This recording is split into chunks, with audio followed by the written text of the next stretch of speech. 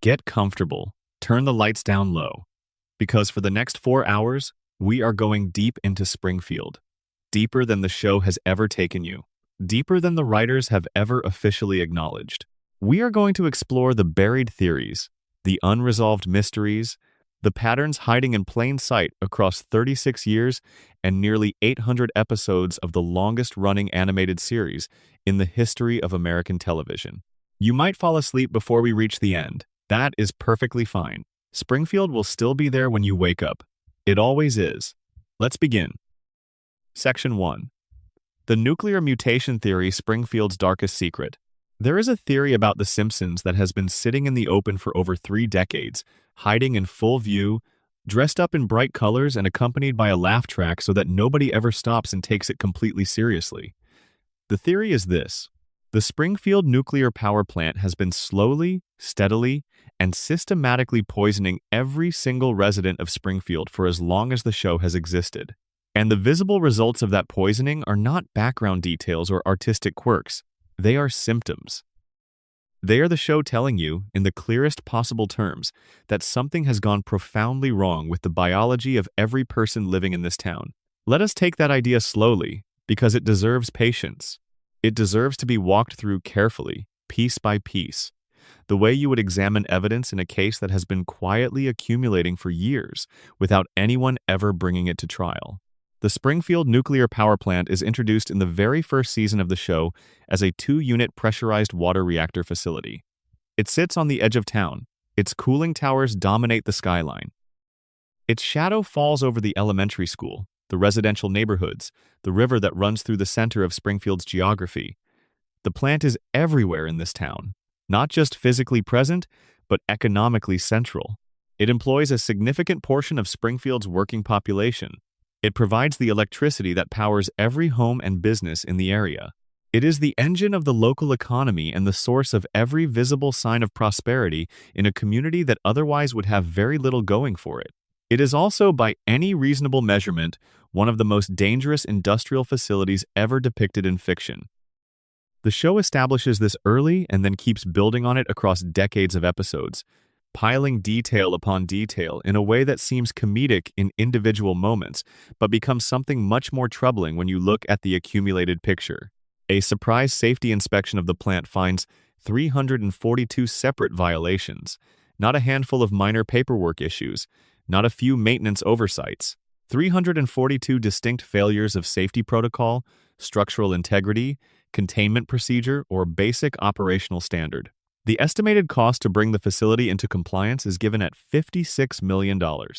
And the man who owns the plant, Charles Montgomery Burns, a billionaire many times over, refuses to spend it. His reasoning is never stated outright, but is implied clearly enough in the way the show handles his character. Spending the money would mean acknowledging the problems.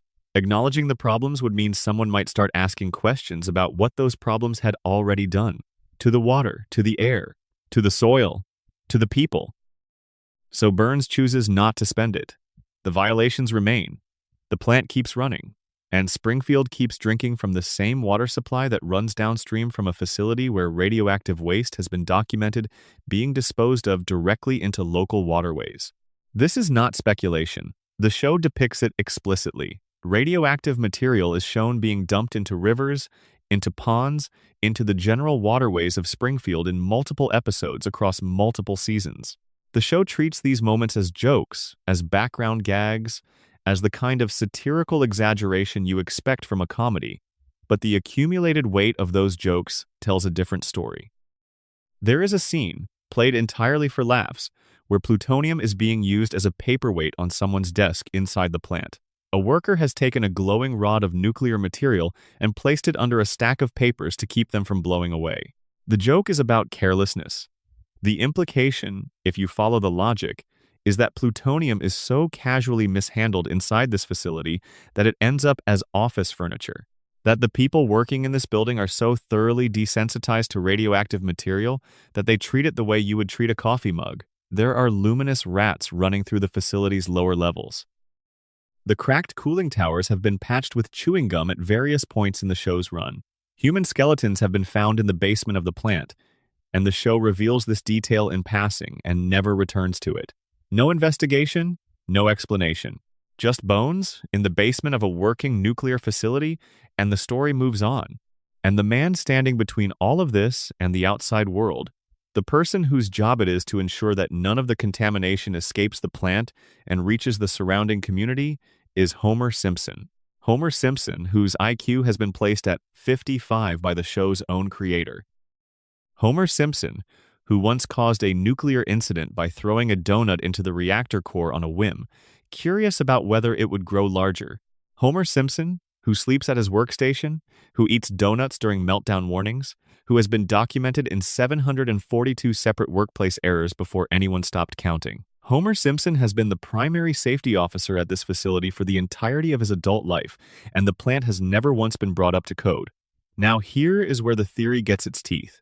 The show introduced its first visible mutant in Season 2. His name is Blinky, and Blinky is a fish. Specifically, Blinky is a three-eyed fish pulled from a river that runs near the power plant. The fish becomes national news within the show's universe. A political candidate running against Burns in a gubernatorial election uses Blinky as evidence that the plant is actively poisoning the local environment.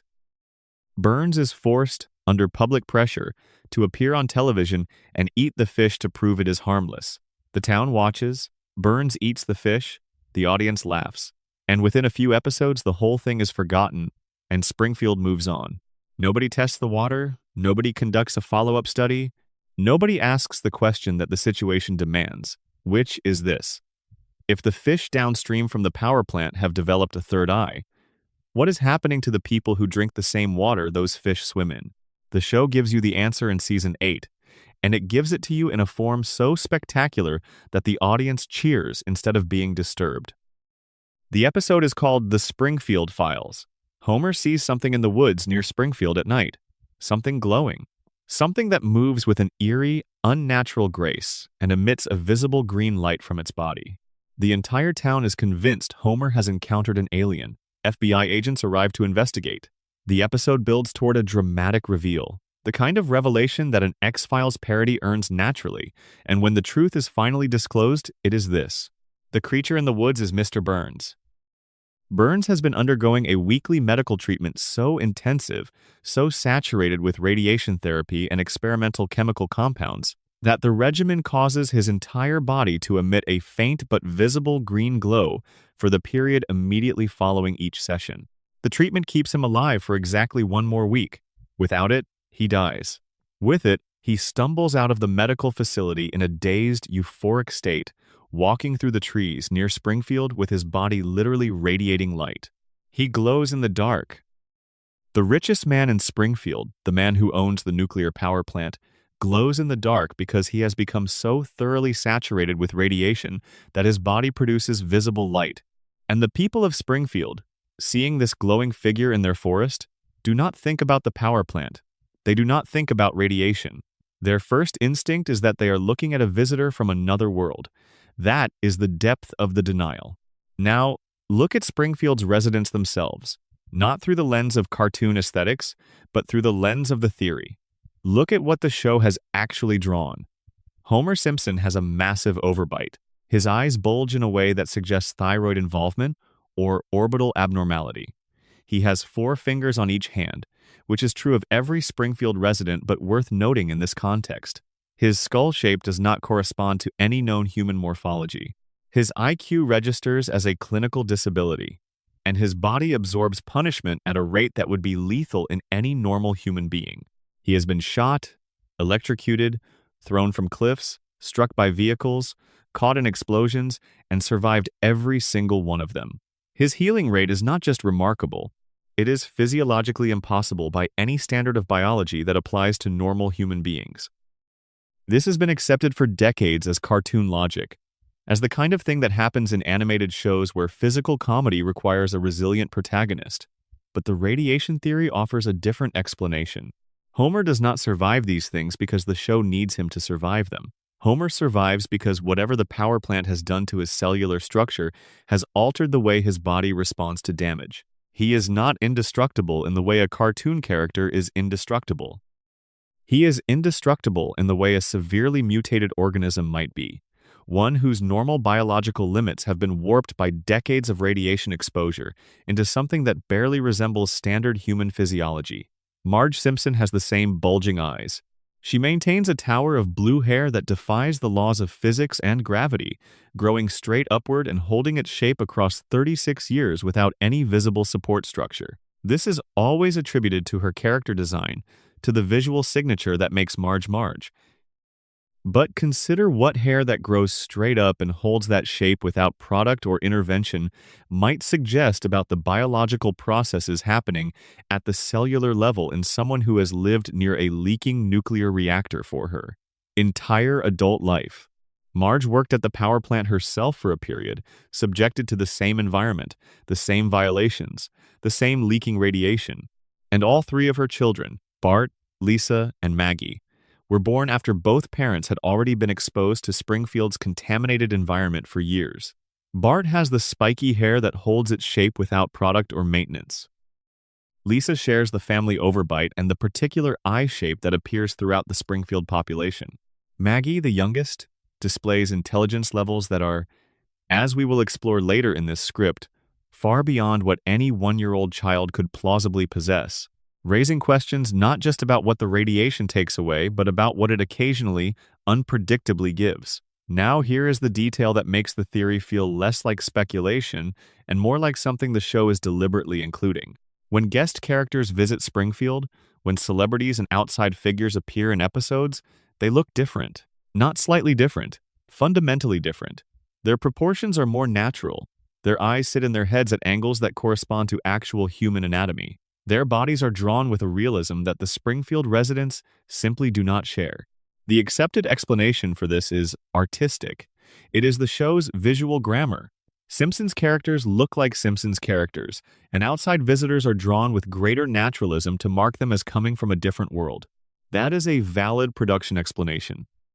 But within the logic of the show's own universe, what that visual grammar describes is a visible, observable, consistent difference between the people who live inside Springfield and the people who come from outside it. The people inside the contamination zone look mutated. The people outside it look like human beings. The show has been drawing this distinction since its earliest seasons, and the distinction has never once been addressed by any character within the narrative. Even the animals carry the signature. Santa's little helper, the Simpson family dog, has the same bulging eyes as his owners. His body proportions deviate from actual canine anatomy in the same way that the humans around him deviate from actual human anatomy. Blinky the fish has 3 eyes. The wildlife of Springfield is visibly affected by the power plant's runoff, and the show tells you this directly by making Blinky a plot point and then moving on as if the implications end with the fish. Burns is the key to understanding why none of this has ever been addressed publicly within the show's world. Burns funds private medical research. He has personal physicians on retainer. He undergoes the weekly radiation treatments that keep him alive. Burns understands radiation better than any other character in Springfield because he is personally dependent on managing its effects in his own body. He knows what chronic radiation exposure does to biological systems. He knows because he experiences it himself at a controlled and carefully managed level through treatments designed to keep his particular relationship with nuclear material sustainable rather than immediately lethal. And he knows what his plant is doing to Springfield because the evidence is everywhere. The 3-eyed fish, the luminous rats, the residents' physical characteristics, the cognitive profiles of the people who have been drinking this water and breathing this air for decades. Burns knows all of it, and Homer's continued employment is not negligence. It is not Burns simply forgetting that a barely functional safety officer is a liability. When a group of German investors briefly purchased the plant in an early season, the first thing they did was fire Homer. The second thing they did was have the plant assessed and nearly went bankrupt from the cost of bringing it up to code. Burns bought the plant back and rehired Homer immediately. A competent safety inspector would begin the process of shutting that plant down within days. Homer ensures the violations remain invisible. The radiation keeps leaking. The water stays contaminated. And Burns maintains his economic stranglehold over a population too cognitively compromised by years of neural damage to look up at the cracked cooling towers on the edge of town and ask themselves why their fish have 3 eyes and their children were born yellow. Season 12 gives the theory one of its most compelling pieces of evidence. It is revealed in a memorable episode that Homer has had a crayon lodged in his brain since childhood. A crayon, inserted through his nasal passage at some point when he was very young, sitting against his frontal lobe, physically reducing his cognitive function for his entire life. When the crayon is removed, Homer's IQ rises dramatically. He becomes intelligent, articulate, capable of complex reasoning and clear-eyed observation. He begins to see Springfield for what it actually is. He understands his job for what it actually represents. He looks at the world around him with a clarity that has been denied to him for decades, and it makes him miserable. Because seeing Springfield clearly is unbearable. Understanding the architecture of his own exploitation is too heavy a weight. And so Homer makes a choice. He has the crayon put back in. He chooses the fog. He chooses the comfortable numbness of reduced cognition over the painful clarity of full awareness. The show treats this as a tragicomic moment, and it is. But the question that the show never asks is this: how did a crayon end up lodged in a child's brain without anyone noticing? How did Homer go through his entire childhood, his entire adolescence, his entire adult life, being examined by Springfield doctors and medical professionals, and not one of them ever found a foreign object sitting against his frontal lobe? Either the medical establishment of Springfield is catastrophically incompetent, or someone knew it was there. Someone chose not to remove it. Someone decided that Homer Simpson, living in Springfield, working at the power plant, was more useful with a crayon in his brain than without one. If Burns's influence extends into the healthcare infrastructure of the town he essentially owns, and the show suggests throughout its run that it does, then Homer's crayon is not an accident waiting to be discovered. It is a management decision. It is the system maintaining its preferred version of Homer Simpson, compliant, incurious, functionally impaired enough to do his job without ever understanding what his job actually is. The radiation theory does not explain one mystery about The Simpsons. It explains all of them. Why nobody ages. Why catastrophes are forgotten by the next episode. Why Homer survives things that should kill him. Why Burns has been alive for over a century. Why the residents of Springfield look the way they do while visitors from outside look fundamentally different. Why a crayon in a man's brain went undetected by every doctor who ever examined him. Springfield is not a quirky cartoon town. It is a contamination zone. Its residents are not eccentric. They are symptomatic. And the power plant that dominates their skyline, that provides their electricity and employs their neighbors and poisons their water and irradiates their children, is not a background gag or a convenient plot device. It is the cause. It has always been the cause. Every yellow face, every bulging eye, every impossible recovery, every forgotten catastrophe, every reset, every mystery, it all traces back to the same cracked cooling tower, leaking the same invisible poison into the same water supply, feeding the same damaged brains that cannot figure out why their fish have 3 eyes and their children have 4 fingers. The plant is not part of the show. The plant is the show. And nobody in Springfield will ever understand that because the plant already made sure they cannot. If you're enjoying this so far, drop a comment letting us know what time it is where you are and what city you're watching from. It's always interesting to see where people are tuning in. And if you want more content like this, subscribing takes about 2 seconds and it helps more than you might think. Now, let's keep going. Section 2. The Homer Coma Theory. A love letter from an unconscious mind. Everything we just discussed about the radiation, about the mutations and the contaminated water, and Burns's carefully managed poisoning of his own workforce might be completely true. It might be the most accurate description of Springfield's underlying reality that any theory has ever produced, or it might be a dream. Specifically, it might be the dream of a man who has been lying unconscious in a hospital bed since the spring of 1993. His brain slowly deteriorating, his family sitting beside him in a room that smells like antiseptic and grief, waiting for him to open his eyes and come back to them. This is the Homer Coma Theory, and it is the single most popular, most extensively debated, and most internally consistent fan theory in the entire history of The Simpsons.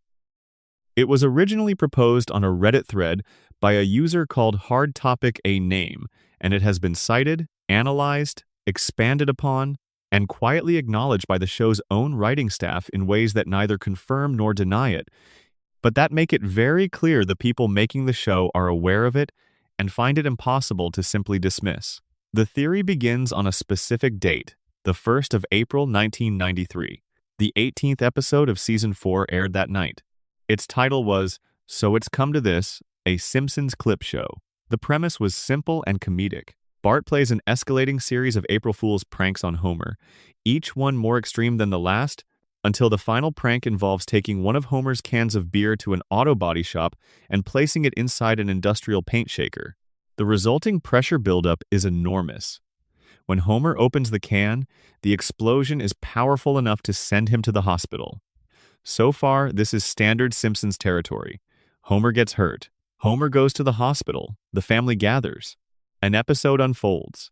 But then, while Homer is lying in his hospital bed recovering from the explosion, he sees a vending machine across the room. He wants a candy bar. He reaches for the machine. It tips. It falls on top of him, and Homer Simpson flatlines. He enters a coma. A real coma, the show specifies. Not a cutaway. Not a dream sequence. Not a comedic exaggeration of an unconscious state. Homer is clinically flatlined and enters a coma that the show tells us lasts for 7 weeks. The episode ends with what appears to be a resolution. Bart tearfully confesses at Homer's bedside that the whole escalating prank situation was his fault. Homer springs awake. He immediately begins strangling Bart. The family laughs. Homer laughs. Everything goes back to normal, as it always does in Springfield. The show tells you Homer woke up. But in the final moments of that same episode, the show also tells you something else. It reveals that during the coma, Homer lost 5% of his brain function. 5% permanently gone, destroyed by the duration of the unconscious state, never coming back. And when Homer is informed of this, his response is to laugh, even though he says he does not understand why he is laughing.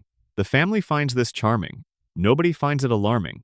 The episode ends and The Simpsons continues for 32 more seasons as if nothing of consequence happened. The coma theory asks you to consider a different possibility. What if nothing did happen? What if the recovery at the end of that episode was itself part of the dream?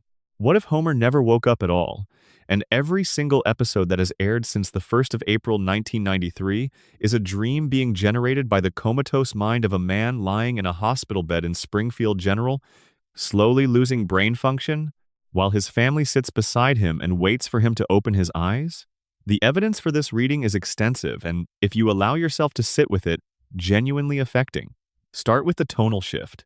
Before the coma episode, The Simpsons was a grounded show. Not realistic in the way a drama is realistic. It was always a cartoon, it was always a satire, but the storylines dealt with recognizable human situations. Homer tries to stop drinking and finds it harder than he expected. Marge considers whether her marriage can sustain the weight of Homer's limitations.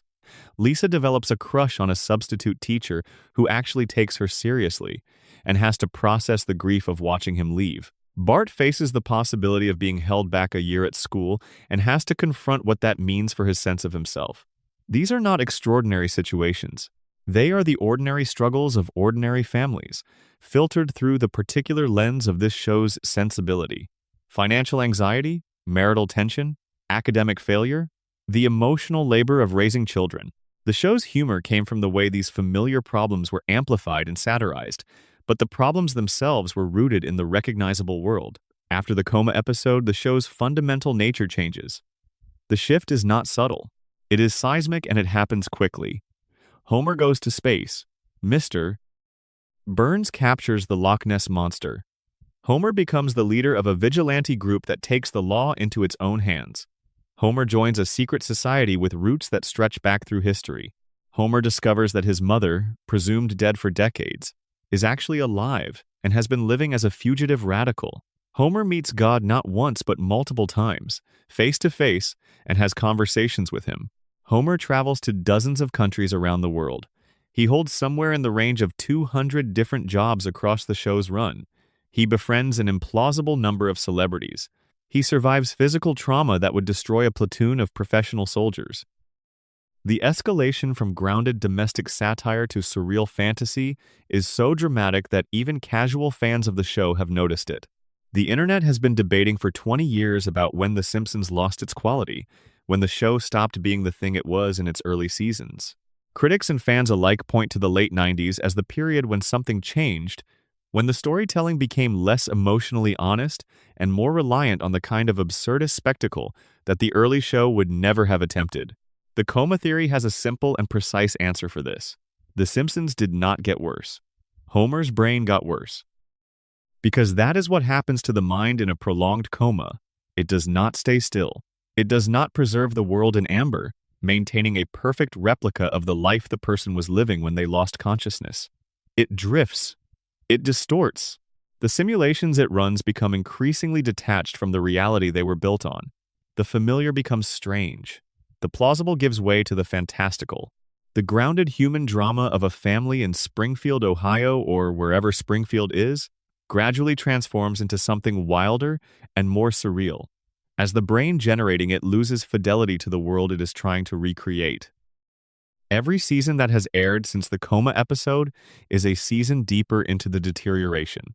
Every escalation of absurdity is a data point in the slow degradation of the mind running the simulation. But there is a piece of evidence that precedes the coma episode and gives the theory a quality that goes beyond pattern recognition. 6 months before Homer falls into his coma, in the season 4 premiere, Homer has a direct conversation with God. The episode is called Homer the Heretic.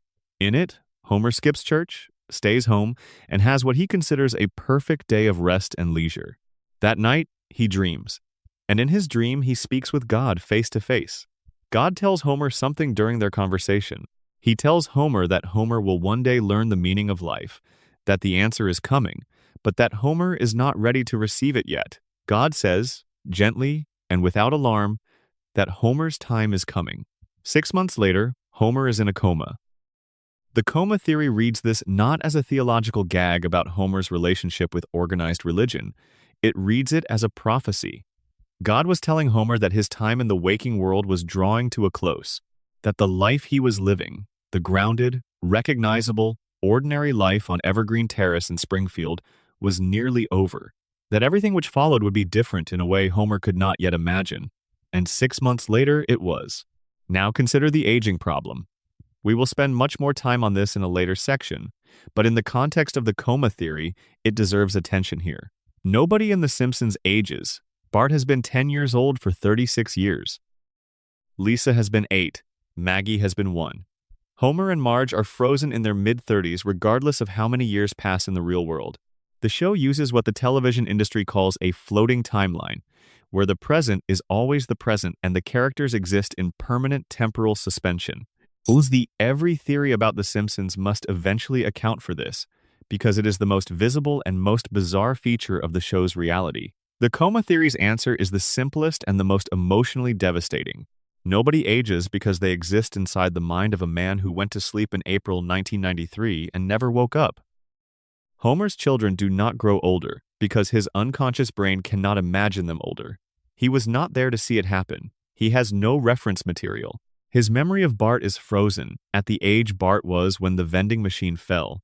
And so Bart stays 10 years old forever inside the dream, because Homer's brain can only generate the Bart it remembers. His memory of Maggie is of an infant, so Maggie is always an infant. His memory of Lisa is of an 8-year-old girl with a saxophone and a moral compass more developed than anyone else in the family, and so Lisa is always 8. Marge does not age because the last time Homer saw her, she looked exactly like that.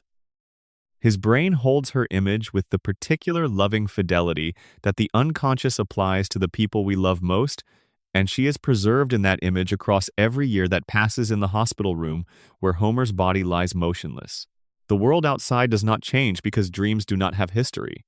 They have impression, they have emotional memory. They have the texture of the world as it felt on the day the dreamer last experienced it, and they rebuild that texture over and over in each new cycle. The celebrity appearances that flood the later seasons become explicable under this framework in a way that feels almost tender. Homer's coma brain is receiving ambient sensory input from the hospital environment, sound from the television in the corner of his room, voices from the hallway, fragments of radio broadcasts, bits of conversation from the visitors who come to sit beside his bed.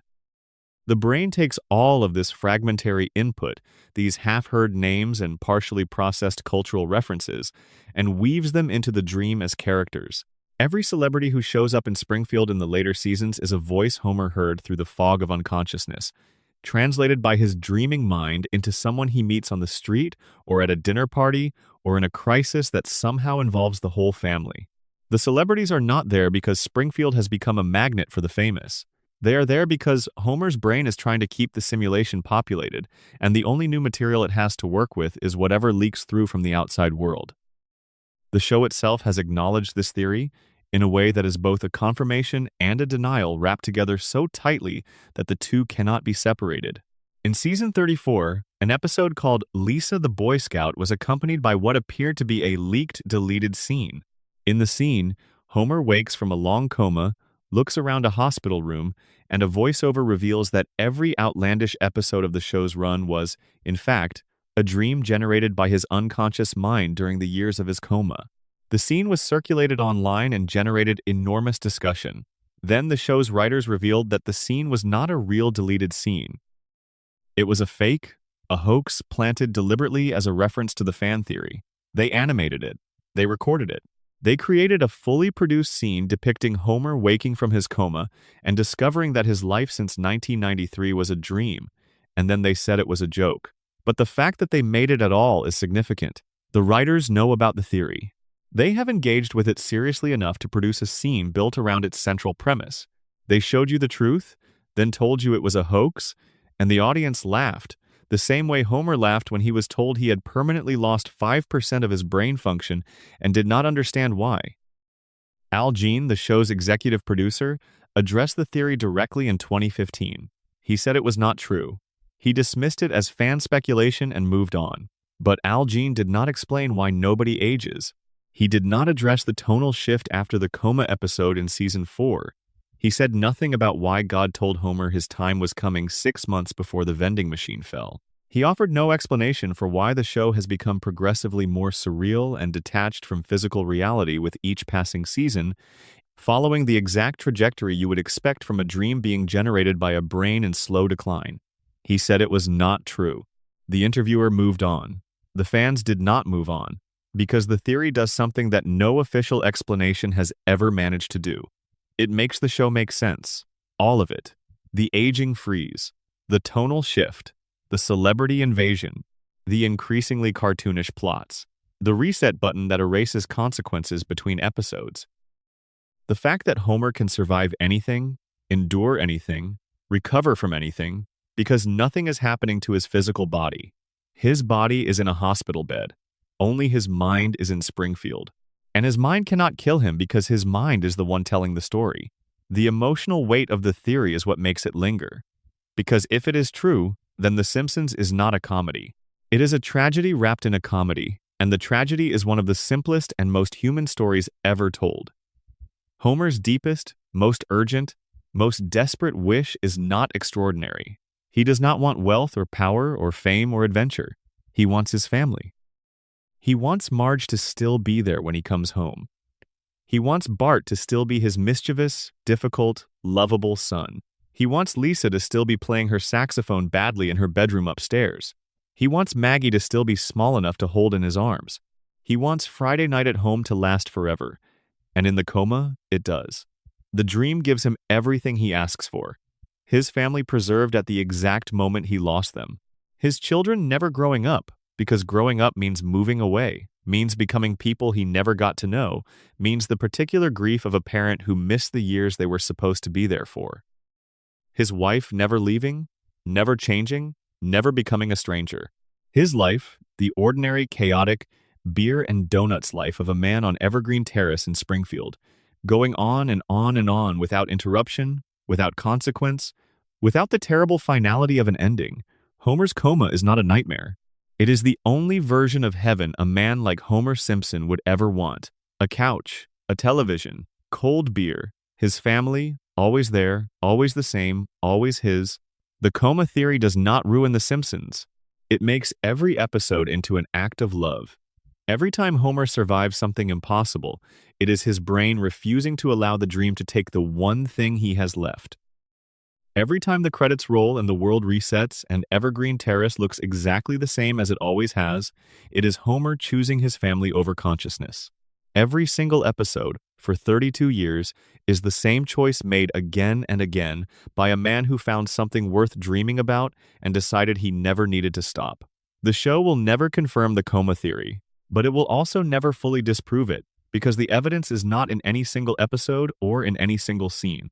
It is in the structure of the show itself, in the way time moves and the way memory works and the way a dreaming brain, slowly losing its connection to the world, keeps generating the same story over and over. The one where the kids are always young, the one where Marge is always patient, the one where Homer always finds his way home before the end of the episode, because in the dream, he never left. Section 3. Who really shot Misters? Burns the case that was never closed. Before we go any further, let us establish something clearly. The official answer is Maggie Simpson. Season 7, Episode 1, Who Shot Mr. Burns Part 2. A baby did it. The case is closed. The show told you, the writers confirmed it, the DVD commentary treats it as settled history. Except the case was never really closed. Because when you look at the evidence carefully, when you examine the details the show provides and measure them against the conclusion the show asks you to accept, the official answer starts to feel less like a solution and more like a convenience. The greatest mystery in the history of The Simpsons was not solved. It was managed, and in Springfield. As we are learning to understand, those are two very different things. Let us go back to the beginning. Season 6, Episode 25. Who Shot Mr. Burns? Part 1.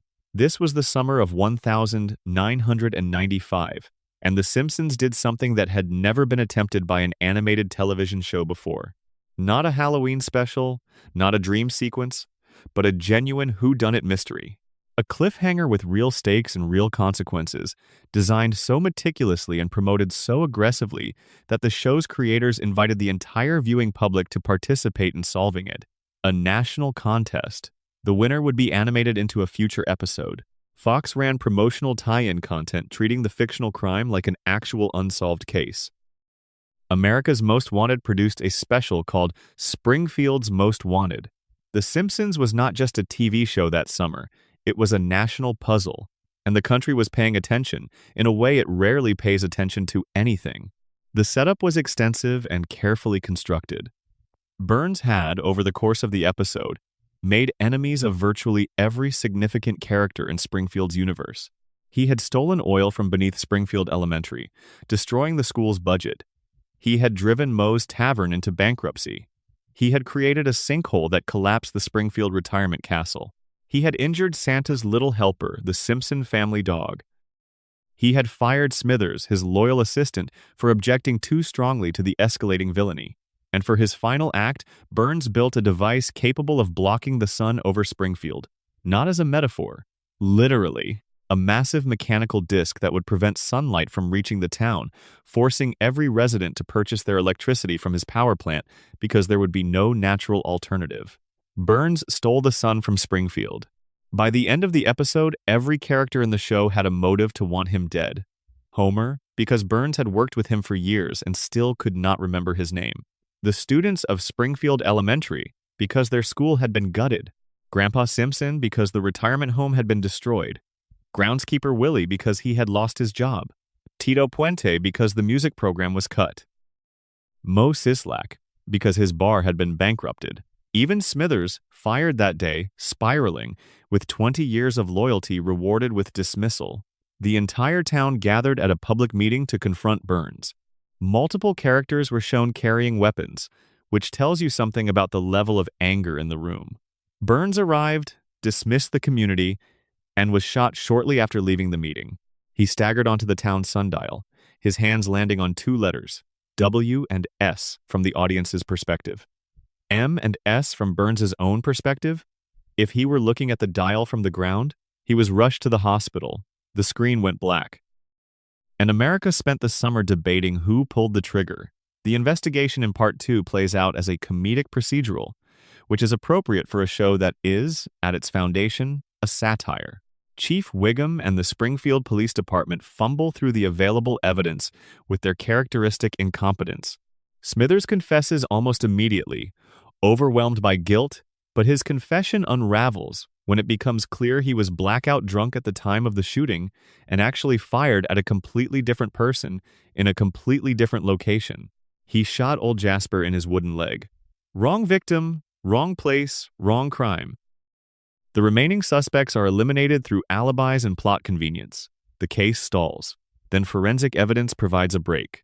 An eyelash found on Burns's suit is subjected to DNA analysis, and the result points toward the Simpson family. Homer becomes the primary suspect. His fingerprints are on the gun. He had one of the clearest and most extensively documented motives in Springfield. A man pushed past his limit by years of being unrecognized by his own employer. Homer is arrested. The case appears closed, and then Burns wakes from his coma and names his attacker. It was Maggie. According to Burns's account, he encountered Maggie Simpson in the parking lot after the meeting. He attempted to take her lollipop. A struggle ensued. His gun fell from its holster. Maggie picked it up. The gun discharged. Burns was shot. Case closed. Chief Wiggum notes that no jury in the world would convict a baby. Texas perhaps accepted, and the file is closed. Now, here is where the examination begins. The contest. Fox ran a national competition, asking viewers to solve the mystery using the clues provided in Part 1.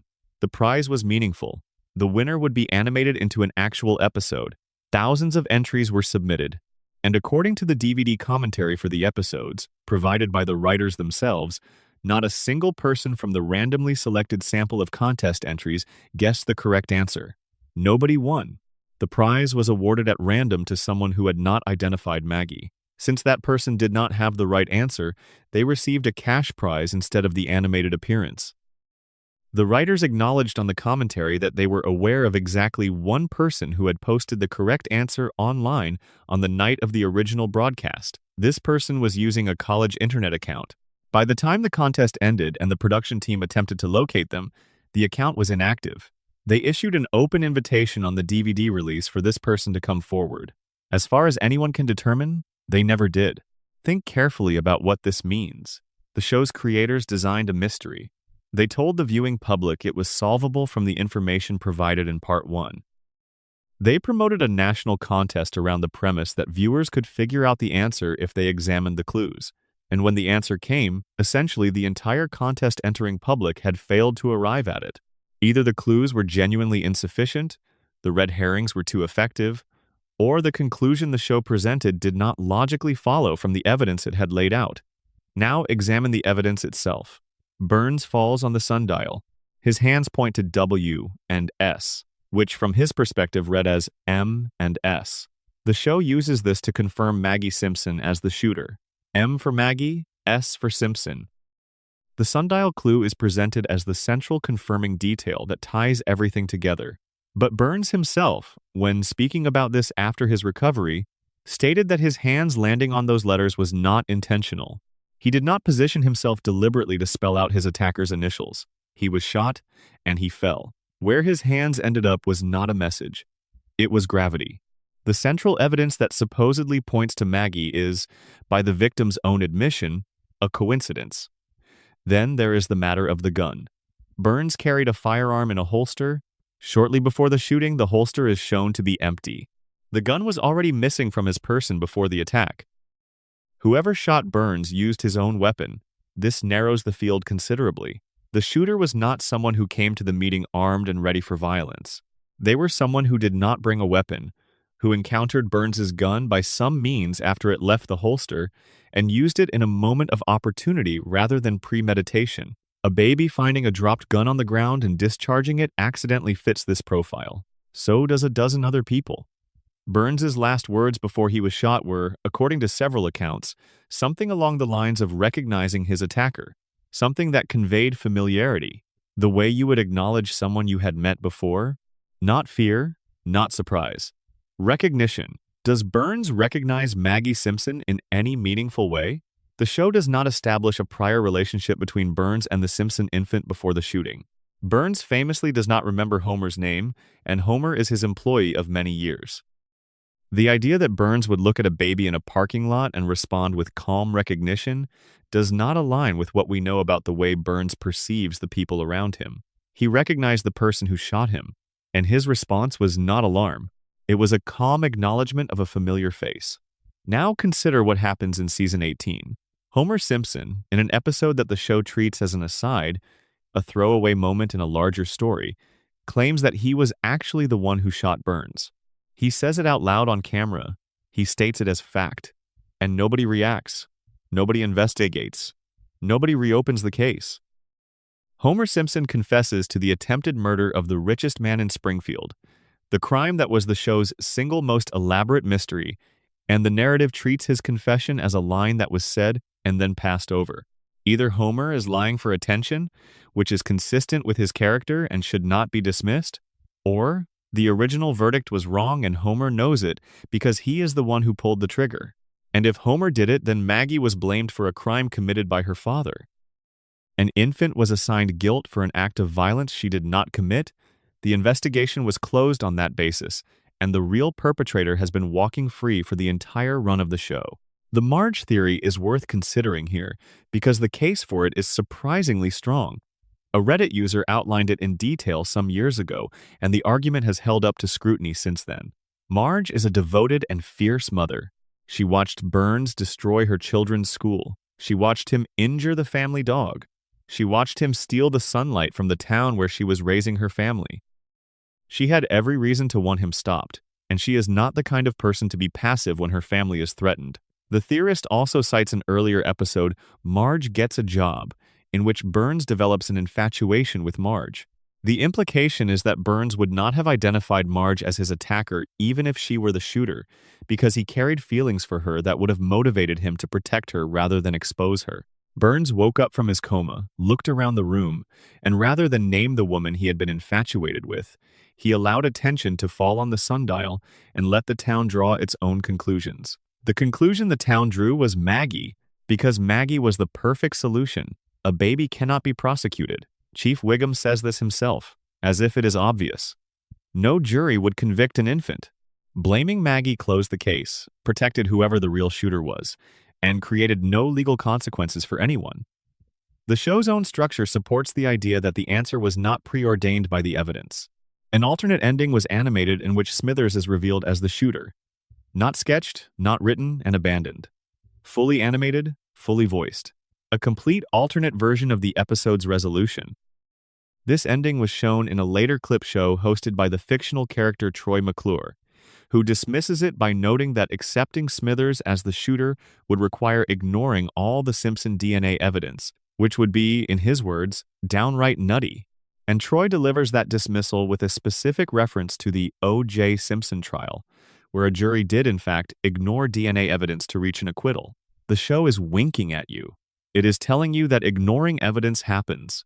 It is telling you that the official conclusion and the correct conclusion are not always the same thing. It is making the argument, inside a comedy about a fictional crime, that juries and investigators and official verdicts can be wrong, and that the cultural machinery for deciding guilt does not always point in the direction of truth. An early draft of the script had Barney Gumble as the shooter. The writers considered this seriously at one point, planning to send him to prison and use his incarceration as a way to develop his character. This was eventually abandoned, but the fact remains that the show's creators cycled through multiple possible shooters before settling on Maggie. The answer was not lying dormant in the evidence, waiting to be discovered. The evidence was adjusted to accommodate whatever answer the writers eventually chose. The mystery was reverse engineered. And then there is the final shot. After Burns names Maggie and the case is closed, and the family has all left the hospital room, the camera stays on Maggie. She is alone. She looks around carefully, deliberately, confirming that she is not being observed. And then she moves her pacifier in a motion that mimics the act of pulling a trigger. The show wants this to read as confirmation. Maggie knows what she did. She did it and she is, in some infant way, owning it. But look at the sequence again with a different frame. A 1-year-old child watches someone shoot a man. She is present in the parking lot when it happens. She sees the gun, she sees the flash, she sees Burns fall. And later, alone in a room, she reenacts what she witnessed. Because that is what babies do. They mirror the behavior of the adults around them. They imitate what they see. They replay experiences through gesture and sound and physical movement because that is how infant cognition processes new information. Maggie is not confessing, she is remembering. She is replaying something she watched someone else do, the way any child replays experiences that were vivid or frightening or simply novel. The official answer is Maggie Simpson. The writers stand behind it. The DVD commentary treats it as settled. But the contest nobody won. The clues Burns himself said were accidental, the fully animated alternate endings, Homer's unexamined Season 18 confession, and that final shot of Maggie in an empty room, all of it together suggests something that Springfield would prefer not to acknowledge.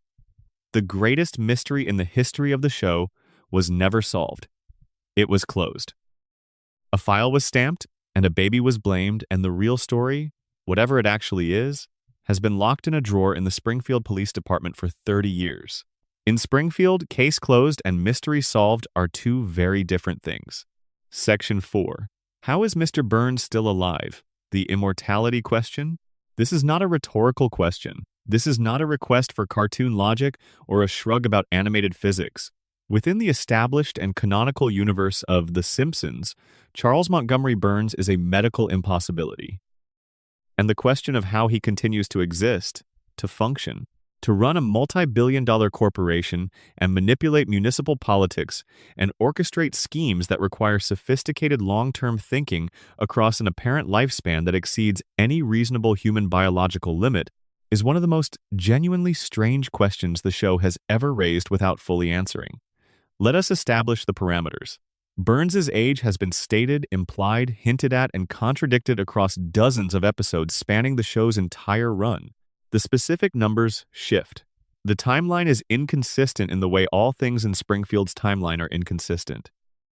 But every version of the chronology, even the most conservative reading, places Burns's birth somewhere in the latter half of the 19th century. He has referenced personal memories from events that occurred before the turn of the 20th century. He has spoken of historical figures from the early 1900s as personal acquaintances. He has described his own experiences during World War II as a young man who made moral decisions during the conflict that, in the show's depiction, ranged from questionable to outright monstrous. He served in a war that ended in 1945. He was not a child during that war. He was operational, decision-making, strategically minded. By any reasonable estimate of when a person would be capable of the kinds of actions Burns describes from that period, he was at minimum in his 30s during the 1940s. Do the arithmetic? A man in his 30s during the 1940s would be in his 100 and teens today, and that is the conservative estimate. The more liberal readings of the show's scattered biographical details push the number higher, well over a century, possibly approaching 140 years. Some fans who have compiled the evidence most carefully suggest the number might be higher still. And he does not merely exist at this age. He functions. He runs a corporation. He manages a political apparatus that extends across Springfield and beyond. He conducts board meetings, negotiates contracts, deploys lawyers, manipulates public officials, and schemes with a strategic intelligence that makes him the most dangerous person in his universe. His body is frail, yes. His physical strength is essentially non-existent. Famously so, there is a recurring joke about Burns being so physically weak that a small breeze can knock him over. But his mind is intact. His cognition is sharp. He is arguably the most intelligent and certainly the most strategically sophisticated character in a show full of unusually capable people. The question is not whether Burns has found a way to cheat death. The show has already told us that he has. The question is how, and what the implications of that how mean for our understanding of everything else in Springfield.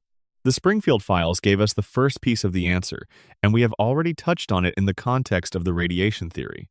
Burns undergoes a weekly medical treatment so intensive that it causes his body to glow with a visible green light. The treatment keeps him alive for exactly 7 more days. Without it, he dies. The margin for error is 0, and the schedule is not flexible. Burns is not surviving through any natural biological process. He is being maintained, the way a machine is maintained, through scheduled servicing. He is a system that requires external input to keep running, and the moment that input is interrupted, the system fails. The treatment involves radiation. Of course it does. The man who owns a nuclear power plant, the man who has spent his life in close proximity to nuclear material, the man whose facility has been leaking radioactive material into Springfield's environment for decades, is personally dependent on controlled radiation exposure to sustain his own biological function. His body has been so thoroughly altered by whatever combination of exposure and treatment he has been subjected to across his century-plus of existence that it cannot maintain itself through normal cellular processes anymore. He requires external radiation the way a normal human requires food and water. Take it away, and the system shuts down within a week. Give it to him on schedule and the system keeps running, glowing faintly green, stumbling through the woods near his facility, in a dazed post-treatment state that Homer mistook for an alien encounter. Burns is not powered by money, though money is what enables the treatments to continue. Burns is powered by radiation. He has been powered by radiation for so long that his biology has adapted to it in ways that should be impossible but are, within the show's universe, simply what Burns is. Now the immune system detail, which the show delivers as one of its most quotable medical jokes, but which, under this theory, carries an implication that changes everything. Burns visits a doctor who informs him that he has every disease known to medical science. Not several diseases. Not a worrying number of diseases. Every disease, simultaneously. Every pathogen, every condition, every illness that has ever been cataloged and given a name is present in Burns's body at the same time. The doctor explains that the diseases exist in a state of perfect equilibrium, each one preventing the others from progressing. Like the doctor says, 3 stooges trying to fit through a doorway at once, none of them able to get through because all of them are trying simultaneously. The medical term the show invents for this condition is Three Stooges syndrome. Burns is the sickest person in the country, the doctor concludes, but he is also functionally indestructible because everything that should kill him is being blocked by everything else that should kill him. His diseases are his armor. This is played for laughs. It is one of the most quoted scenes in the show's history. Everyone has a favorite Burns medical moment. But if you accept the radiation theory, the comedic framing gives way to something that makes a terrible kind of sense. Burns's body is not maintaining this disease equilibrium through any natural process. The weekly radiation treatments are doing it. The treatments do not cure his diseases. They do not eliminate the pathogens. They manage them. They keep every illness in precise stasis, balanced against every other illness, preventing any single condition from gaining enough dominance to become the one that finally kills him. It is not medicine in any conventional sense. It is nuclear maintenance. Burns's body is a reactor. His weekly treatments are the equivalent of adjusting the control rods to prevent a meltdown. And Smithers, in this context, is not simply a devoted assistant motivated by a complex and extensively analyzed emotional attachment to his employer. Smithers is the person who keeps Burns's maintenance schedule on track. He manages Burns's calendar. He ensures Burns makes every treatment appointment. He monitors Burns's physical condition with a vigilance that the show depicts as bordering on obsession. He is the only person in Springfield who fully understands the medical protocol that keeps Burns alive. The show has established multiple times that if Smithers were removed from his position, Burns would be helpless in ways that go beyond the merely practical. Burns would not simply be less efficient without Smithers. He would miss a treatment. The disease equilibrium would collapse. Every pathogen in his body would surge forward simultaneously, and the system would fail catastrophically. Smithers' devotion is not simply personal. It is structural. He is devoted because he knows that his continued presence is a medical necessity. He knows that his absence is a death sentence for the man he serves. And that knowledge, the knowledge that you alone stand between someone and their death, creates a kind of bond that goes beyond what either person would choose if they were choosing freely. The historical dimension adds another layer to the immortality question. Burns has been depicted interacting with and referencing an extensive range of historical events and figures. He served in World War II. He knew Howard Hughes, and his stories about that relationship suggest a peer relationship rather than a casual acquaintance.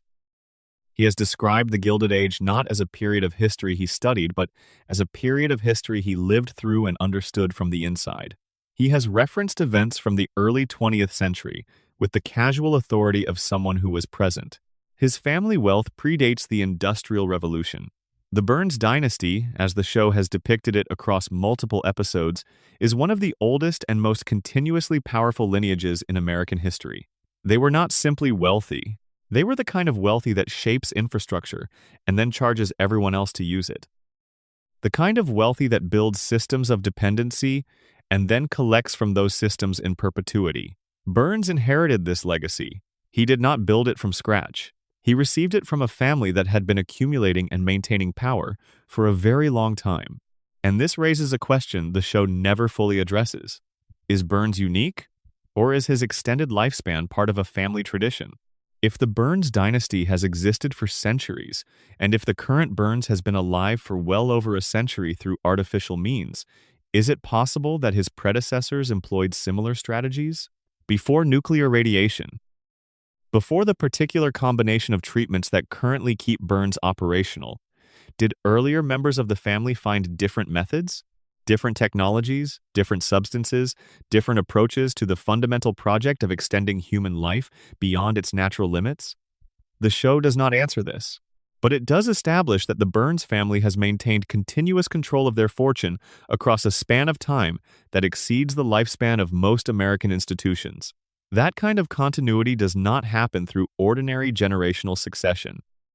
You cannot pass a fortune intact across multiple centuries, through normal inheritance alone, through the normal process of wealthy people dying and leaving their assets to their children. Something keeps interrupting the decay that wealth undergoes across generations. Something keeps the Burns name at the top of the ledger, either extraordinary luck or extraordinary measures. Consider also Burns's relationship with his own death. He has come closer to dying than almost any other character in the show's history. He has been shot, hospitalized dozens of times, collapsed, been attacked, been abandoned in wilderness, been poisoned, and every time, he comes back. Not through the cartoon resilience that allows Homer to survive anything, which is passive and unexplained.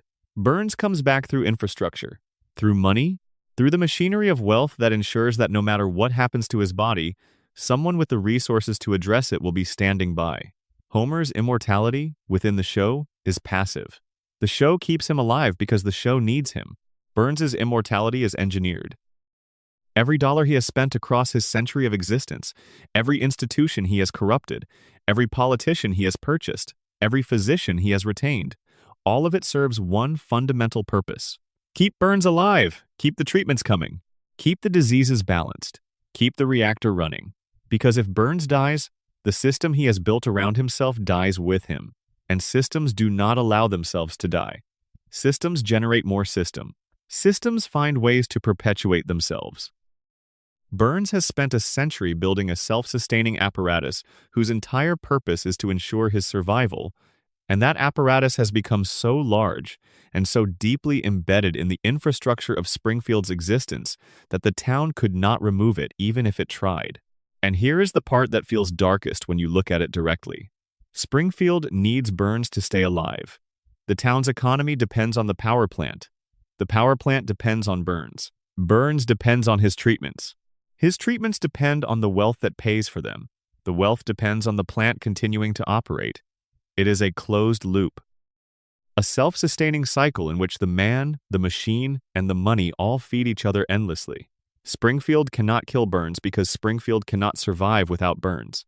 And Burns cannot die because dying would mean the system he built would finally have to answer for what it has done to the people living inside it. For the three-eyed fish, for the cracked cooling towers, for the skeletons in the basement, for Homer's crayon, for 36 years of slow and invisible poisoning administered to a population too damaged to understand what was being done to them. Burns is the oldest man in Springfield. He might be the oldest man in America. He is sustained by weekly radiation treatments, protected by a fortune that predates the Republic, kept functional by an assistant whose devotion is structurally indistinguishable from medical necessity. And he is surrounded by a population whose capacity for critical thought has been eroded to the point where they look at a man who glows in the dark and remember the Spanish-American War and accept this as ordinary. He is not immortal, he is something worse. He is too expensive to die. Section 5. Maggie Simpson's secret intelligence. The most dangerous person in Springfield. She does not speak. She cannot walk without falling. She communicates through pacifier sounds and the occasional deliberate expression. She is 1 year old. She has been 1 year old for 36 years. And in that time, without saying a single word beyond one recorded utterance, voiced by Elizabeth Taylor in what amounted to a celebrated cameo, Maggie Simpson has accomplished more than any other member of her family. She shot a billionaire. She led a daycare rebellion against an authoritarian caretaker and won. She saved her family from multiple life-threatening situations through quick thinking and decisive action that no infant should be capable of. She demonstrated problem-solving abilities in recorded, documented, canonically established episodes and theatrical short films that would be impressive in an adult operating under pressure. She was tested and found to possess intelligence levels that defied the metrics available to measure them. And through all of it, every remarkable thing she has ever done, she has maintained her silence. Not because she cannot speak, because she chooses not to. Start with the shooting, because it is the act that defines her in public consciousness, even though it is, in a profound way, the least interesting thing about her. We have already examined the question of whether Maggie was actually the shooter. We have walked through the evidence and found it insufficient to close the case as definitively as the show wants it closed. But whether she pulled the trigger intentionally, or whether she was present and blamed for something she witnessed someone else do, the aftermath is what matters for understanding Maggie's character. A baby was identified as the person who shot the richest man in town. A full investigation was conducted. The Springfield Police Department, such as it is, examined the evidence, and the conclusion was, yes, this infant committed an act of violence against an adult, and there is nothing anyone can do about it because no jury would convict someone who cannot yet walk reliably. And then everyone left the room, except the camera stayed with Maggie. In an empty room, alone, certain she was not being observed, she moved her pacifier in a motion that precisely mimics the act of pulling a trigger. She replayed the event, in private. After checking that she was unobserved, now set aside for a moment the question of whether this is a confession or an imitation. Focus instead on the behavioral sequence itself. She was alone. She checked her surroundings to confirm she was unobserved. She only performed the gesture after confirming no one was watching. Then she performed it. That sequence requires situational awareness. It requires memory of the triggering event. It requires the social intelligence to understand that performing this gesture in public would have consequences that performing it in private would not. It requires caution. It requires the impulse control to wait until the room was empty before acting on the impulse. None of those cognitive capacities are associated with infants. Every single one of them is associated with someone who understands, at some level, that the world has information about them that can be used against them, and who is managing their own behavior accordingly. Maggie checked that no one was watching before she did it. A 1-year-old child who is simply imitating a movement does not check the room first. A 1-year-old child who is, in some way that defies easy developmental explanation, aware that this particular gesture carries weight, checks the room. Now move to The Longest Daycare. This is a theatrical short film released in 2012, shown in cinemas before Ice Age, Continental Drift. It was nominated for an Academy Award. It runs for approximately 7 minutes. And those 7 minutes contain the most concentrated and unambiguous demonstration of Maggie's cognitive capabilities in the show's entire history. The premise is simple and contained. Maggie is dropped off at the Ayn Rand School for Tots, a daycare facility run with authoritarian efficiency. The babies are sorted and categorized based on perceived intelligence, a satirical detail that the short does not linger on but that resonates clearly. Maggie is assigned to a group. Inside the facility, she encounters a caterpillar that is in the process of becoming a butterfly. She wants to protect it. Another baby, a recurring antagonist named Gerald, who is depicted throughout the franchise as Maggie's arch-nemesis, wants to destroy it. What follows is a miniature action film in which Maggie outmaneuvers the bully, evades the daycare staff, circumvents the facility's security infrastructure, and successfully protects and releases the caterpillar butterfly into the natural world outside. She does all of this without a single word, without a single reliable stride of walking. She falls repeatedly. Her body cannot keep pace with the demands her mind is placing on it. But her decision-making is perfect. Every choice she makes in the course of those 7 minutes is the correct choice. Every threat she identifies, she correctly identifies. Every plan she executes with appropriate timing and spatial awareness. She predicts other characters' behavior accurately and accounts for it in her planning. She improvises when circumstances change. She executes multi-step solutions to problems that arise sequentially. This is not the behavior of a child who is operating on instinct or luck. This is the behavior of a mind that is running a sophisticated real-time assessment of a complex environment and selecting optimal responses. The fact that the body executing those responses can barely cross a room without tumbling is almost incidental. The limiting factor for Maggie is not cognition. It is physical development. Her mind is working at a level that her body has not yet grown into. The show has directly tested Maggie's intelligence in several episodes across the series. The specific numbers vary depending on which episode you are watching, because this is Springfield and consistency is not the show's strongest suit. But the pattern is unambiguous.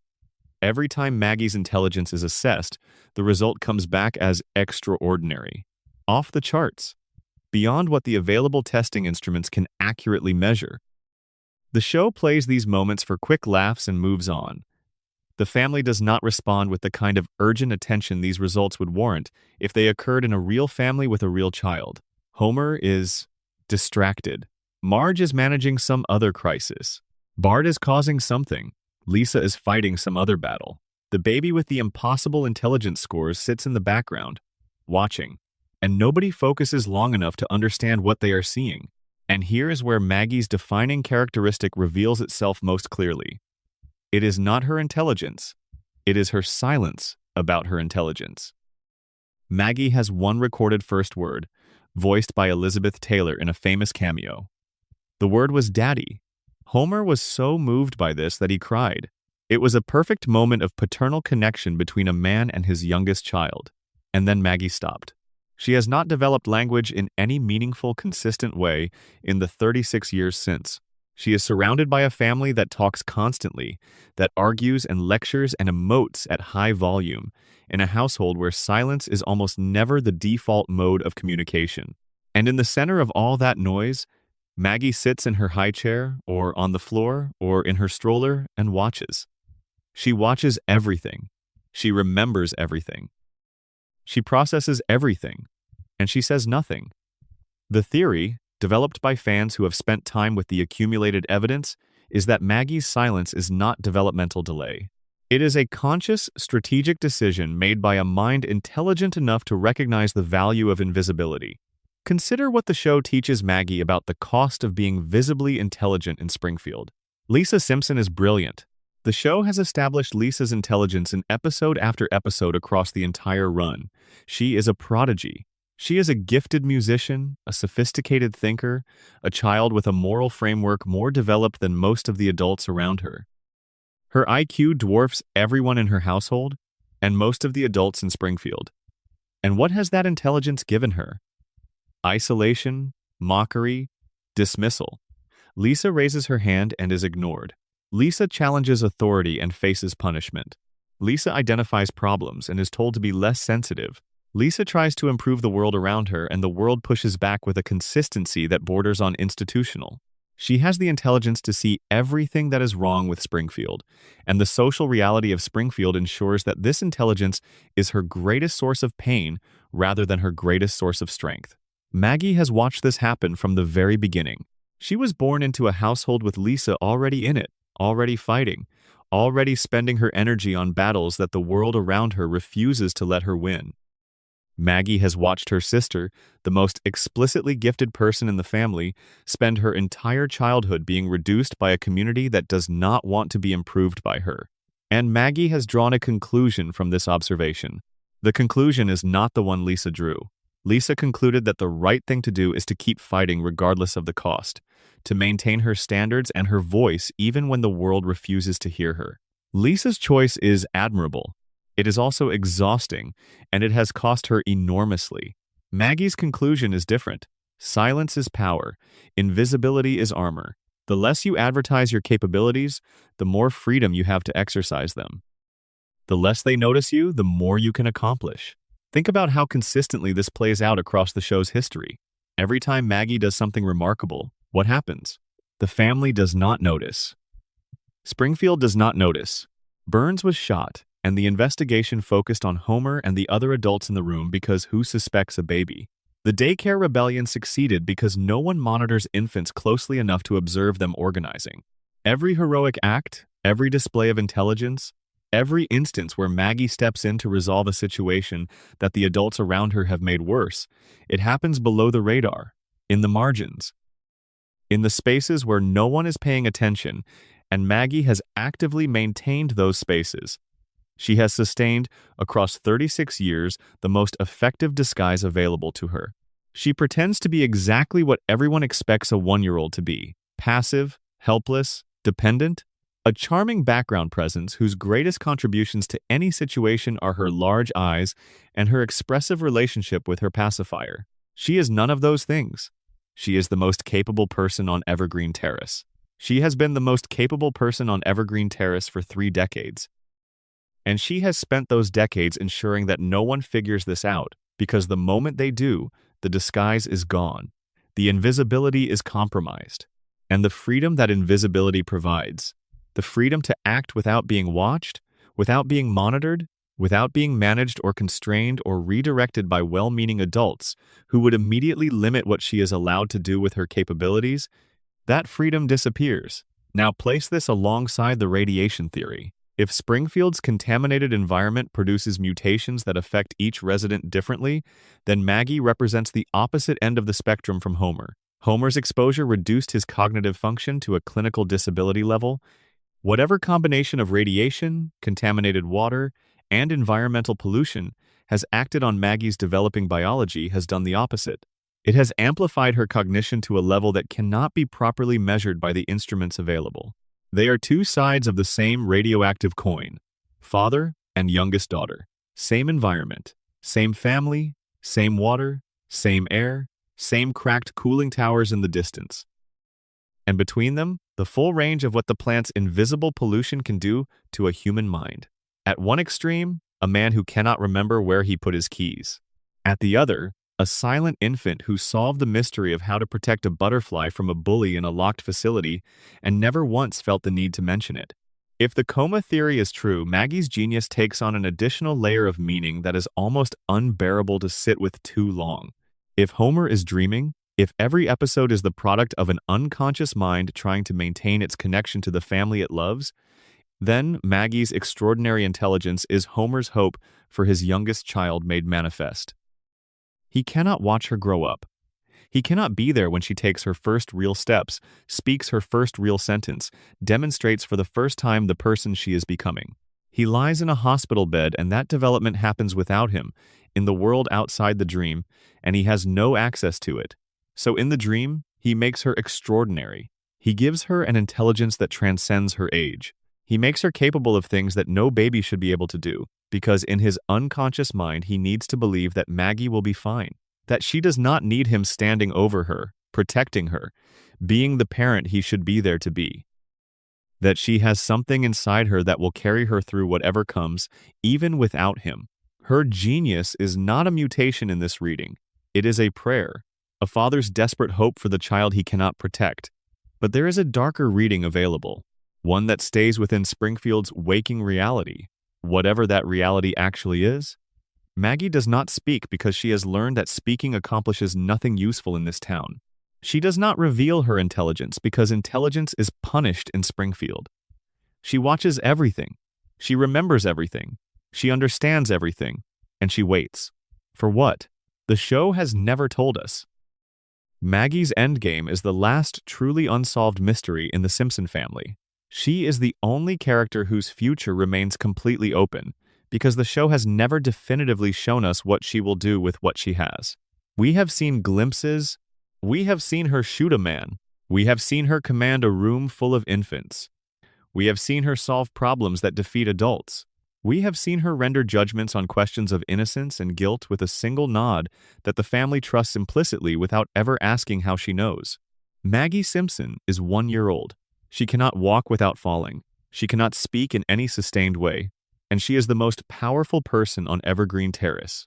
She has simply not yet decided what to do about it. And that, maybe, is the scariest thing about Maggie. Not what she has done, what she is waiting to do.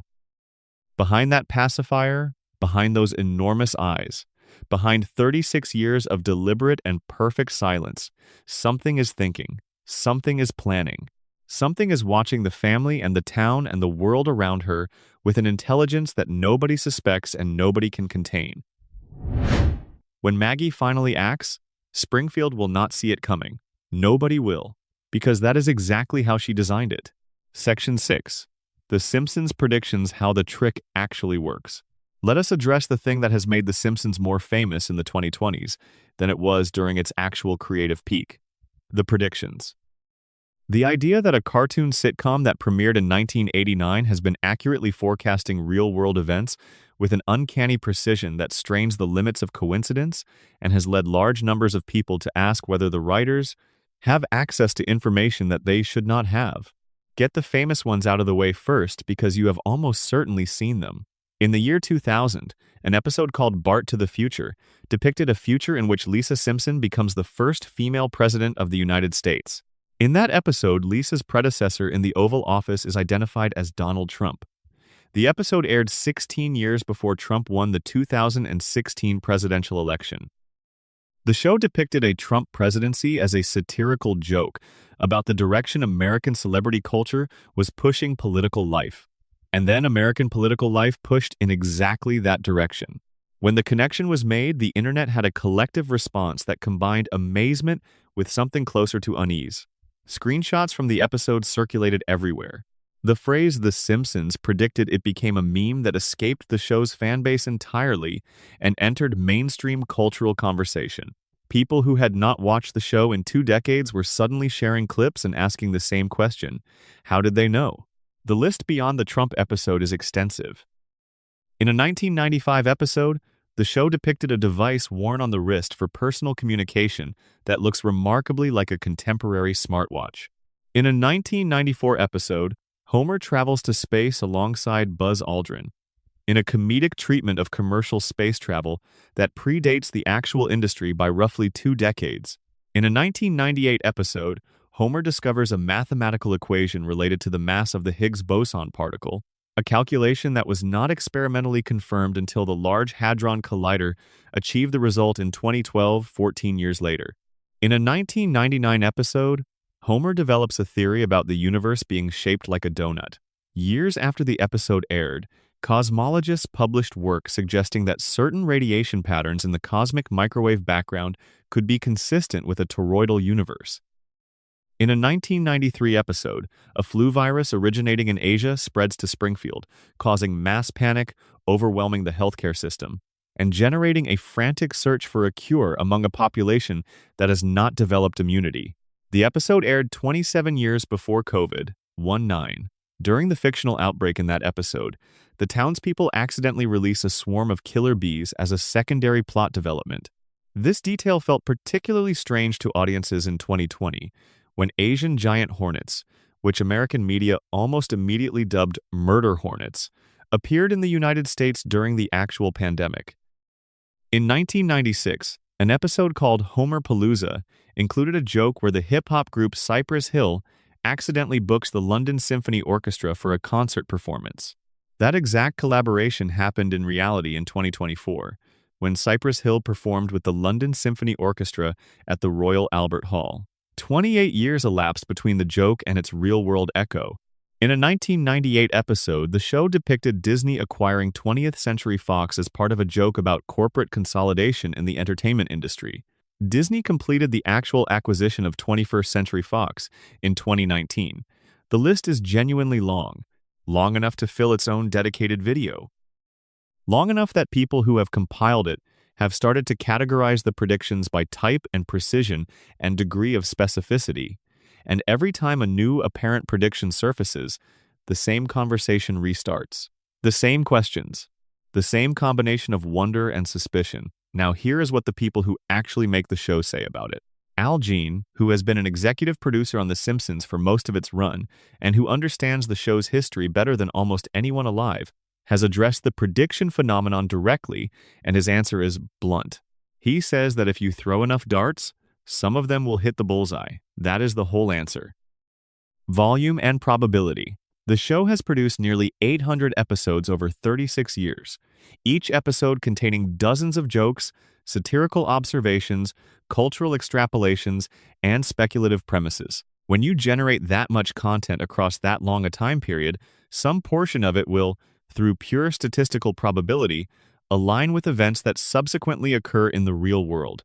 Bill Oakley, who ran the show during several of its peak seasons and is credited with writing or overseeing some of its most memorable episodes, expressed the same idea even more plainly. Most of the apparent predictions are coincidences, he has said. The episodes are old enough that history has had time to repeat itself in the patterns the show identified. That is not prophecy. That is longevity, combined with the cyclical nature of human behavior. Fact-checking organizations have applied their methodology to the most widely circulated prediction claims and found that the majority of them have mundane explanations. The show did not predict Trump's presidency by accessing secret knowledge about future political events. The show's writers observed, in the late 1990s, that Trump had been publicly discussing running for president since at least the late 1980s, that he had flirted with the idea on multiple occasions, that the trajectory of American celebrity culture was pushing toward exactly the kind of reality television-inflected political spectacle that a Trump candidacy would represent. They wrote a joke about the logical extreme of that trajectory. The trajectory then continued to its logical extreme. The Disney-Fox merger was not predicted through foreknowledge. It was predicted through the observation that media consolidation was an accelerating trend in the entertainment industry throughout the 1990s, and that the major studios were consolidating at a rate that made further consolidation not just plausible, but, to anyone watching the industry carefully, nearly inevitable. The writers observed the trend and pushed it to its absurdist conclusion for comedic purposes. The trend continued. The smartwatch episode did not require anyone to know what a smartwatch would look like in 2015. It required only the observation, already present in popular imagination well before the episode aired, that personal computing technology was getting smaller and more wearable with each passing year, and the extrapolation that a wrist-mounted communicator was a natural endpoint of that trajectory. The Simpsons writing staff has historically been among the most educated in the television industry. Many writers hold advanced degrees from elite universities. Multiple staff members have backgrounds in mathematics, physics, computer science, and political theory. These are not people reaching randomly into a bag and pulling out guesses. They are intelligent, extensively read observers of American culture and technological development who spend their careers analyzing the patterns of how society moves and then pushing those patterns to their comedic extremes. They are not predicting the future. They are reading the present more carefully than most people do and then following the threads forward a few steps. This explanation accounts for most of the predictions, but it does not account for all of them. And this is where the conversation becomes genuinely interesting, because some of the apparent predictions are specific enough and precise enough in their detail that statistical probability starts to feel like an insufficient explanation. The Trump prediction did not simply forecast that a celebrity might run for president. It specified Trump by name. And in the episode, Trump is depicted descending an escalator in a sequence that visually mirrors, with a precision that is at minimum striking, the actual announcement Trump made in 2015 when he descended the escalator in Trump Tower to declare his candidacy. The image of the descending escalator was a specific detail in the show's joke, and it matched a specific detail in the subsequent real event. The Siegfried and Roy episode that depicted a white tiger attacking one of the performers was not a general joke about the dangers of working with exotic animals. It depicted a specific type of animal, in a specific type of act, attacking a specific type of performer. In 2003, Roy Horn was critically injured when one of the act's white tigers attacked him during a performance. The specific combination of details aligns in a way that goes beyond general trend extrapolation. These examples do not require supernatural explanation, but they do require a more sophisticated explanation than simple coincidence, and that explanation leads to the meta-theory that is more interesting than any claim about time travel or secret knowledge. The Simpsons does not predict the future. The Simpsons shapes the future, not through magic or prophecy, but through cultural influence at a scale that is genuinely difficult to measure. The show is one of the most watched, most quoted, most deeply embedded pieces of American media in the history of the medium. It has been running for longer than most of its current audience has been alive. Its jokes have become part of the American lexicon in a way that extends far beyond entertainment. Its observations about American culture, about politics and economics and technology and social behavior, have become reference points that people use to understand their own world. When the show makes a joke about Trump becoming president, that joke enters the cultural bloodstream. Millions of people encounter it. It becomes something people think about when they see Trump on the news, or at a rally, or in a political context. The joke does not predict the Trump presidency.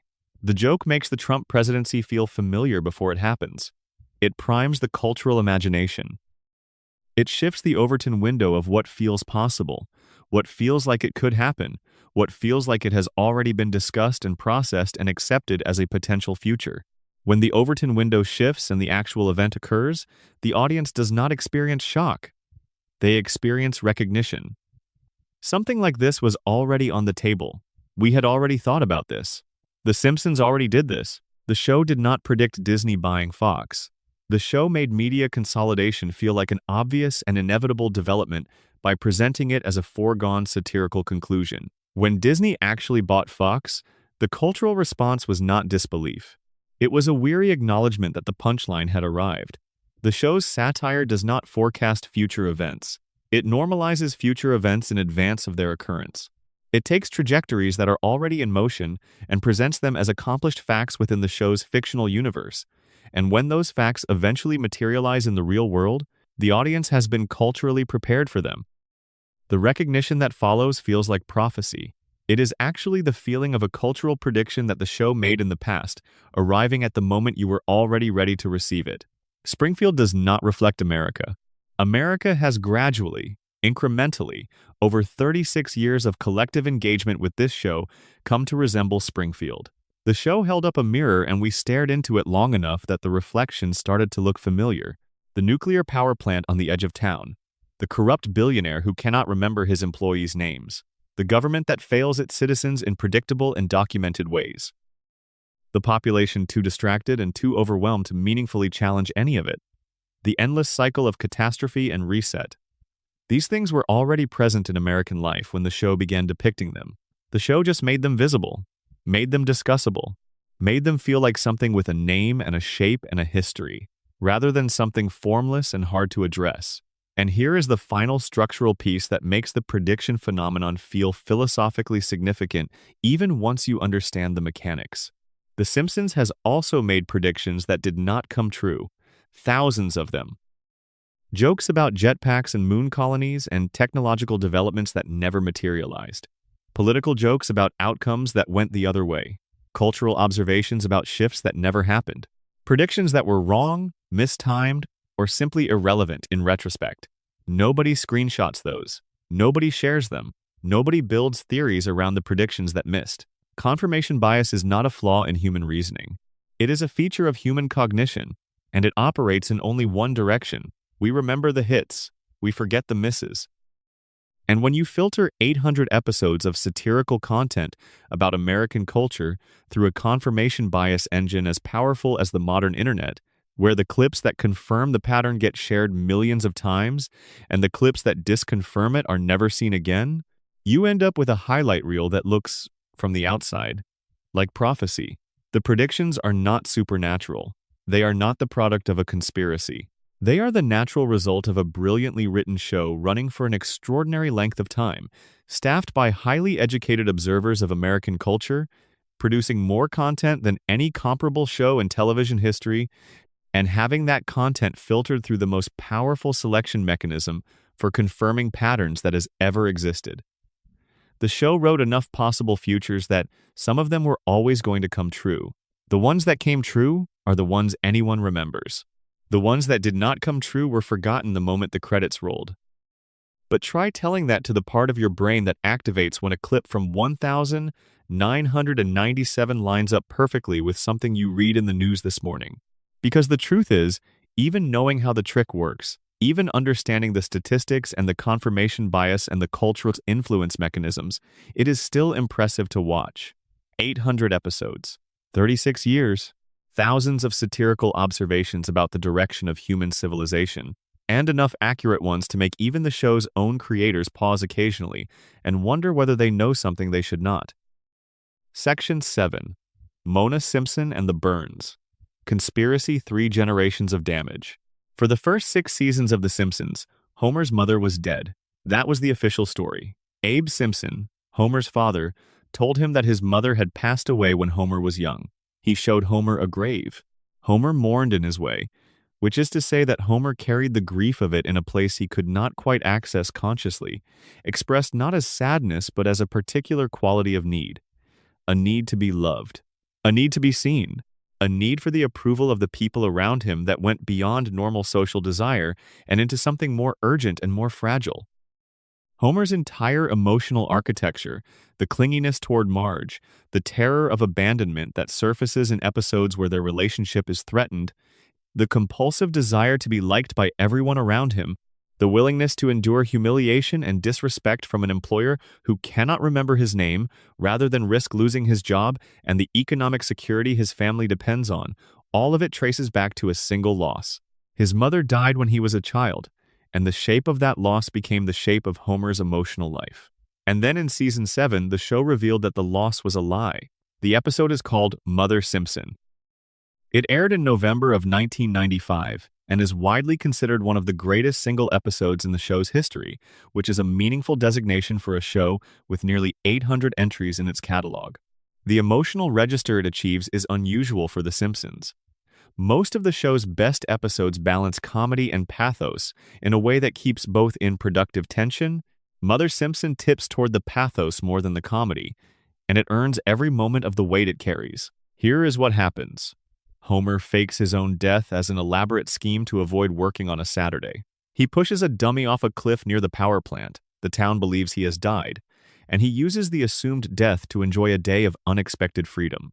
When Marge insists that he visit the Hall of Records to correct the error and establish that he is, in fact, still alive, Homer complies and discovers something that changes the terms of his entire life. According to municipal records, his mother is alive. She never died. The grave Abe showed him was not his mother's. It belonged, the episode reveals with characteristic comedic precision, to Walt Whitman, the poet. Abe Simpson spent decades pointing his son at a famous American writer's headstone and allowing Homer to believe it was his mother's resting place. Homer finds Mona at a cemetery, visiting what she believes to be her son's grave, unaware that Homer faked his death. She does not recognize him at first. He has changed in the years since she last saw him. He has become the person he became in her absence, which is to say, a specific and somewhat damaged version of a person who might have developed differently under different circumstances.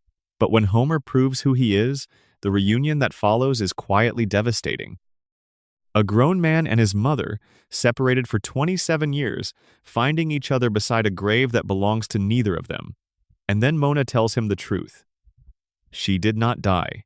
She did not leave because she stopped loving him.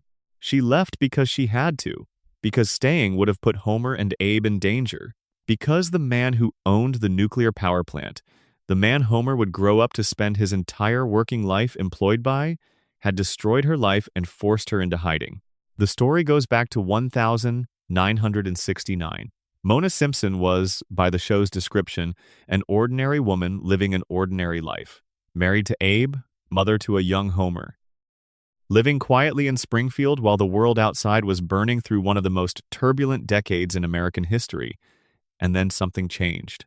She encountered the activist movements of that era and was affected by them. She became radicalized in the show's slightly comedic framing, though the show is careful to establish that her cause was legitimate. She joined a group of activists who had identified a target, not the nuclear power plant, though that would come later.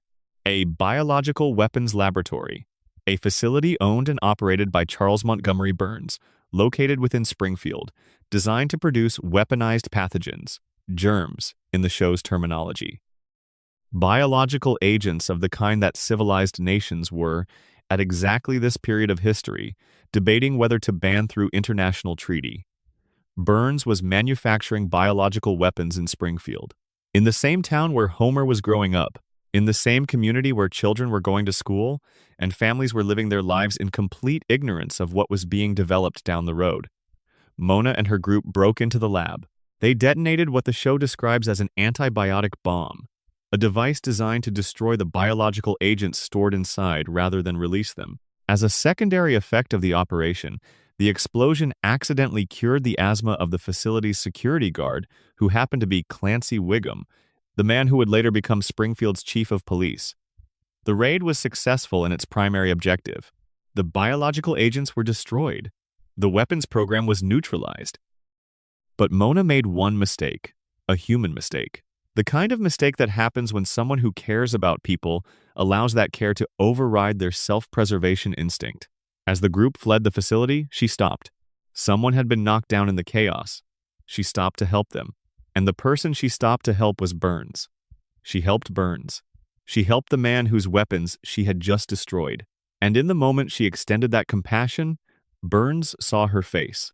He memorized it. He reported her to the FBI. And from that moment, Mona Simpson was a fugitive. She could not go home. She could not contact her family. She could not hold her son or explain to him why she was leaving, or promise him that the leaving was not his fault. She kissed Homer goodbye while he slept, walked out of the house on Evergreen Terrace in the middle of the night, and disappeared into a life of hiding that would last for nearly 3 decades. Homer woke up and his mother was gone. Abe told him she was dead. And Homer spent the next 27 years believing he was the kind of child a mother would rather disappear than stay for. Now, here is where the story stops being a tragedy about a family separated by political circumstances and becomes something darker. Burns did not simply identify Mona to the FBI and move on. He pursued her, actively. Across decades, Burns held a personal grudge against a woman who had destroyed his weapons program, and he used every resource available to him to ensure she could never safely return to her family. When Mona finally comes back to Springfield in Season 7, Burns recognizes her almost immediately. He sees her through a car window. He calls the authorities. The FBI arrives at the Simpson house. Mona has to flee again. Homer has to say goodbye to his mother for the second time. And this time he knows why she left. He knows who drove her away. And he knows that the person responsible has been signing his paychecks for his entire adult life. Homer works for Burns. Homer has worked for Burns his entire adult working life. Homer earns his income from the man who destroyed his family, who drove his mother underground when Homer was a child, who has spent decades ensuring that mother and son could not be reunited. And Homer's response to this knowledge is the thing that makes the story most heartbreaking. He does not connect the dots. He does not confront Burns. He does not quit. He does not appear to fully process, in any coherent way, the relationship between the billionaire who signs his checks and the billionaire who stole his mother. The connection is there. The information is present. And Homer's brain, compromised by the crayon and the radiation, and the decades of cognitive erosion that living in Springfield produces, simply cannot assemble these facts into the picture they form. His inability to make this connection is not played as a joke in any simple sense. It is played as tragedy. As the portrait of a man whose capacity to understand the architecture of his own suffering has been specifically and systematically undermined. And then the conspiracy deepens further. The show reveals in a later season that Burns and Grandpa Simpson struck a deal. Burns had committed some crime, the specifics of which shift depending on the episode, and Abe discovered it. In exchange for Abe's silence, Burns guaranteed that Homer would have a job at the plant for life, no matter how many mistakes he made, no matter how catastrophically incompetent his performance was, no matter how many documented errors accumulated in his file. Homer would never be permanently dismissed. The deal protected him. Homer's job security, the thing that has allowed him to be catastrophically bad at his job for 30-plus years without losing it, the thing that confounds the German investors who buy the plant and try to run it rationally, is not a cartoon convenience or lazy storytelling. It is a contractual obligation brokered between Homer's father and Homer's mother's persecutor. Abe made a deal with the devil, and the currency was Homer's future. Homer keeps his job. Homer's mother stays underground. The family stays broken. And Burns keeps his incompetent safety officer who ensures the violations continue and the radiation keeps leaking, and the population stays cognitively impaired enough not to notice what is being done to them. 3 generations of Simpsons, broken by one man's grudge and one man's power. Grandpa, who discovered Burns's crime and chose silence and a deal over justice, condemning his son's family to a particular kind of captivity disguised as security. Mona, who fought against Burns's weapons program out of genuine moral conviction and paid for it with 27 years of exile from her own family. Homer, who inherited all the consequences of these decisions and has been living them out in Sector 7G without ever understanding why his life feels the way it feels. And Burns, who did not simply ruin Mona's life, who engineered Homer's. By driving Mona away when Homer was 6 years old, Burns ensured that Homer would grow up with the particular emotional profile that makes him the ideal employee: emotionally damaged, desperate for approval, incapable of challenging authority, terrified of abandonment to a degree that makes losing his job feel like losing everything.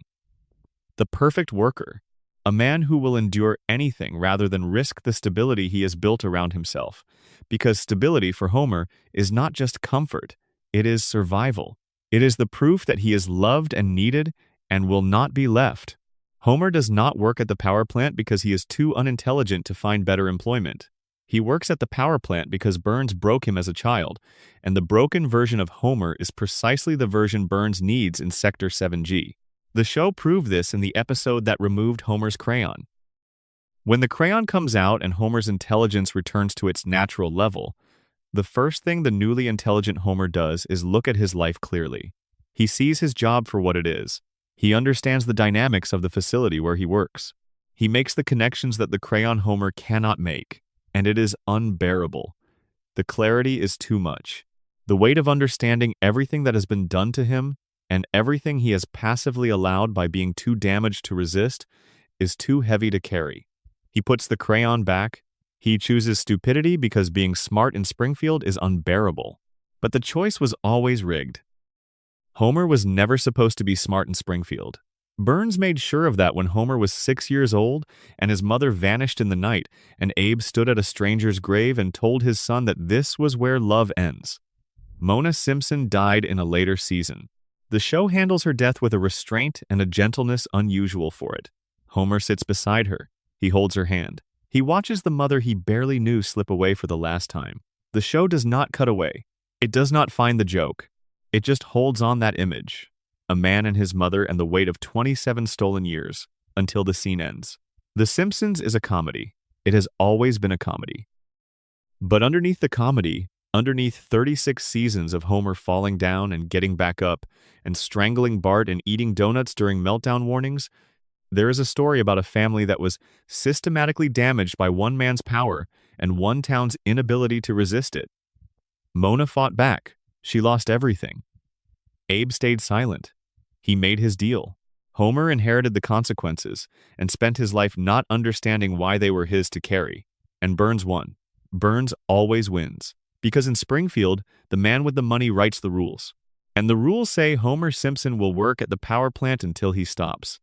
Because his grandfather made a deal. Because his mother made a choice. Because the richest man in town needed a broken man in Sector 7G. And Homer was broken before he ever clocked in. Section 8. Where is Springfield? The Geography of Denial. Springfield is the most famous fictional town in American history. More people can identify Springfield than can name the capital city of half the states in the actual country. Its skyline, with the nuclear power plant cooling towers on the horizon and the tire fire burning somewhere in the middle distance, is one of the most recognizable images in the history of American animation. Its streets and buildings and landmarks have been mapped, cataloged, analyzed, and argued over by fans for 36 years, and nobody knows where it is. Not in the sense of not knowing which state it occupies, though that is the immediate question. In a deeper sense, in the sense that the show has spent its entire run making it structurally impossible to answer the question, actively undermining any attempt to pin Springfield to a specific geographic location, and doing so with such consistency and apparent deliberateness that the impossibility of the answer has itself become part of what Springfield is. Let us establish the contradictions, because they are extensive and they are not the result of careless writing. They are too consistent in their inconsistency to be accidental. Springfield has oceanfront property. It also has mountain ranges within what appear to be driving distance of the town center. It has deserts accessible by day trip. It has forests. It has farmland. It has active volcanoes in at least one episode in its general vicinity. The town experiences weather that ranges from severe blizzards to tropical heat waves within the span of a single season, sometimes within a single episode. It borders the states of Ohio, Nevada, Maine, and Kentucky, depending on which episode you are watching and which map or dialogue reference you are accepting as canonical. It is located on the coast. It is located in the heartland. It is near Canada. It is near Mexico.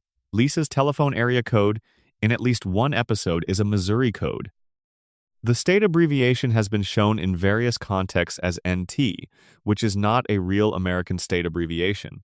When Homer calls the state capital in one episode, the operator identifies the state as one that begins with a vowel, which eliminates some possibilities and leaves dozens of others viable. The show teases answers and snatches them away. It provides clues that seem definitive and then immediately complicates them with information from a different episode that points in a different direction. It has maintained this state of geographic indeterminacy for longer than most viewers have been alive. Matt Groening, the show's creator, broke character on this particular mystery in 2012. In an interview with Smithsonian Magazine, he named Springfield, Oregon, as the inspiration for the town. He grew up near Springfield, Oregon.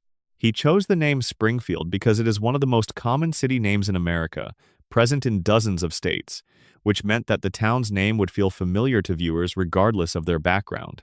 For approximately 48 hours, the mystery appeared solved. Springfield was in Oregon. Case closed. The creator had spoken. The show immediately continued contradicting this revelation. Episodes aired after the interview that placed Springfield in geographic contexts inconsistent with Oregon. The writers did not honor Groening's confession.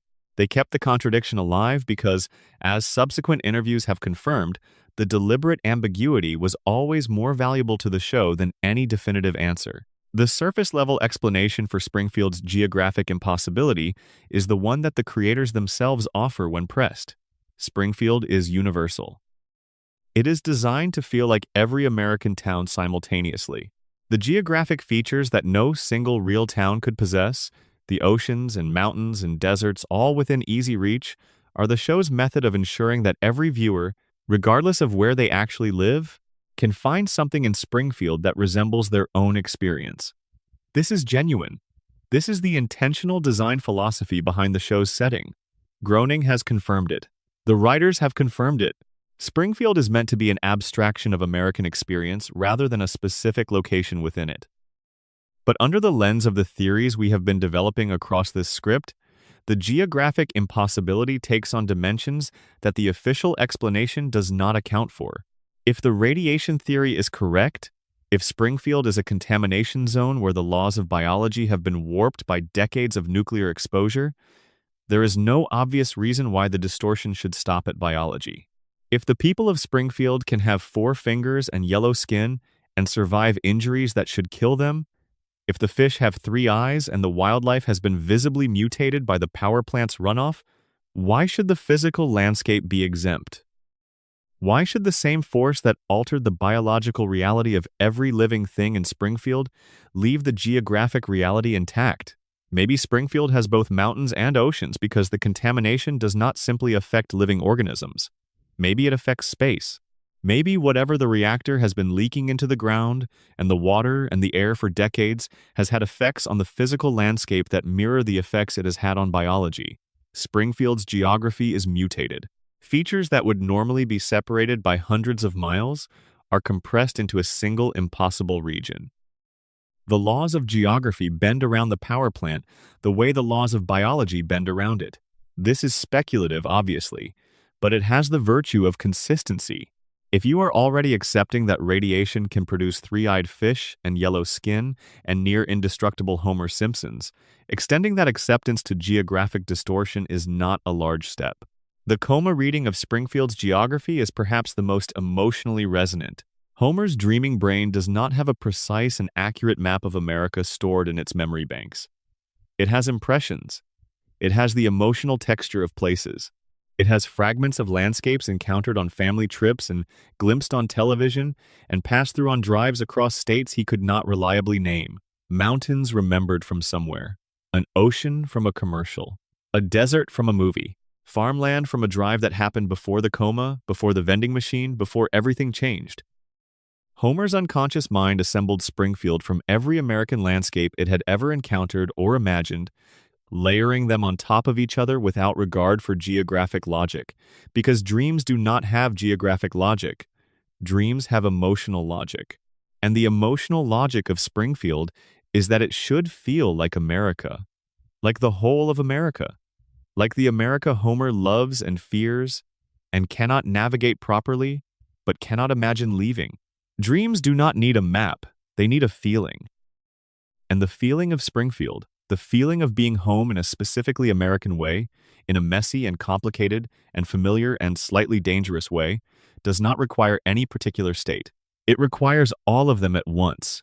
The principle and the pauper reading is perhaps the most politically pointed. Consider what Springfield's geographic uncertainty accomplishes in practical terms. You cannot investigate a town you cannot find on a map.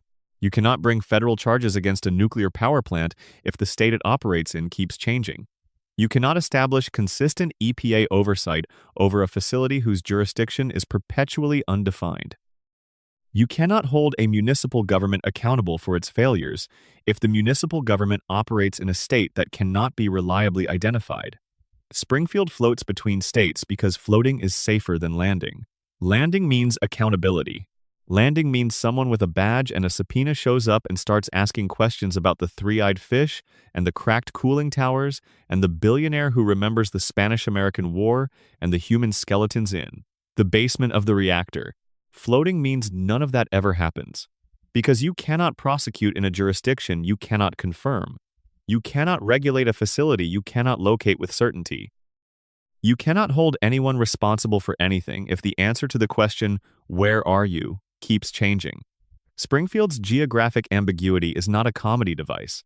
It is a legal shield. A town with no fixed location has no fixed regulatory authority. It cannot be reliably reached by the systems of accountability that might otherwise address what Burns has been doing to it for decades. It exists in the spaces between jurisdictions, in the cracks between states, in the places where no single authority has clear dominion. And so it continues. The plant keeps running, the water stays contaminated, the fish keep developing additional eyes, and no one from outside can ever quite find their way to the address because the address keeps changing. Because Springfield has decided, in that collective and unspoken way that the principal and the pauper made explicit, that being findable is more dangerous than being lost. The episode Behind the Laughter, the mockumentary episode in Season 12, offers one of the most interesting data points on this question. In the original broadcast, the Simpson family is described as being from northern Kentucky. In syndicated reruns, the location is changed. A different state is named. The answer depends on which version of the episode you are watching. The show gave you a definitive answer and then changed it based on context. The truth of Springfield's location is not fixed. It is platform dependent. It shifts based on who is watching and when. Even when Springfield has a canonical answer, that answer is not stable. It mutates. It refuses to hold still. Like everything else in this town, the moment you think you have pinned it down, it moves. Every state in America has been proposed as Springfield's home at some point in the fan discourse. Every theory has evidence supporting it. Every theory has evidence against it. The show has created and maintained a state of permanent geographic ambiguity that serves the fiction, serves the satire, and serves the interests of the man whose cracked cooling towers sit at the center of every view of the Springfield skyline. Springfield will never be located. The show decided long ago that a town which could be anywhere is more useful than a town which is somewhere specific. A town that belongs to everyone is a town that no one institution can shut down. And a town that cannot be shut down keeps the plant running, and the lights on and the economy dependent on Burns and the population quietly contaminated. The geography is part of the system. It always has been. Section 9. The Floating Timeline, Why Nobody in Springfield Ages. Bart Simpson was 10 years old when The Simpsons debuted in December of 1989. He is 10 years old today. Lisa was 8 then, and she is 8 now. Maggie was 1 year old at the beginning, and she is still 1 year old. Homer and Marge were in their mid-30s when the show started, and they remain in their mid-30s regardless of how many years pass outside the television. 36 years have passed in the real world. 0 years have passed in Springfield. The characters exist in what television producers call a floating timeline. The present of the show is always the present of the viewer. When an episode airs in 2025, the Simpsons are living in 2025. When the show aired in 1993, they were living in 1993. The year moves. The cultural references move. The technology moves. But the characters do not. They are frozen at the ages they occupied when the show began, living through decades of change while remaining absolutely stationary in time. This is the standard approach for long-running animated shows. Most viewers accept it without sustained examination because the alternative, a show where the characters age in real time and the children of 1,989 are middle-aged adults today, would fundamentally transform the show into something unrecognizable. The floating timeline is a production necessity for any animated series that intends to run indefinitely. But The Simpsons has been running long enough that the floating timeline has created contradictions so large and so structurally visible that they have stopped being quirks of the format and started being features of the show's reality that demands some kind of reckoning. The most visible problem is the backstory. When the show began, Homer and Marge's shared history was grounded in the late 1970s and early 1980s. They met in high school. Their courtship was set in a specific cultural era, complete with the music and fashion and social atmosphere of that particular period. Their story was anchored to a time that made sense for parents in their mid-30s in the late 1980s. As the floating timeline pulled the present forward, the backstory had to move with it. If Homer and Marge are still in their mid-30s in 2025, they did not meet in 1980. They met around 2005, which means their high school experience was not shaped by Watergate and disco. It was shaped by MySpace and early YouTube and a fundamentally different cultural landscape. The show has depicted this explicitly. Flashback episodes, which the show uses with some frequency, have rewritten Homer and Marge's formative years multiple times. Their youth has been set in the 90s, then the 2000s, then a version of the aughts. They were grunge fans in one era's flashbacks. They were something approximating millennials in a later one. Their origin story has been told at least 4 distinct times across the show's run, each version placing their formative years in a different decade while keeping the emotional core of the love story consistent. They do not have a fixed past. They have an approximation of a past. Whatever backstory is needed to make the current episode work, that is the backstory they have. When the next episode needs something different, the previous version is discarded without ceremony. Now, apply the full weight of the theories to this. Every single theory we have developed across this script arrives at the same conclusion about the floating timeline, through different reasoning and different evidence. The coma theory, nobody ages because they exist inside the frozen mind of an unconscious man. Homer went to sleep in April 1993, and his dreaming brain cannot generate a world in which the people he loves are older than they were when he lost them. The dream does not have access to the years that passed after the vending machine fell. It only has what Homer brought with him into unconsciousness, and what he brought with him was his family, exactly as they were on that day, frozen at the moment he last held them.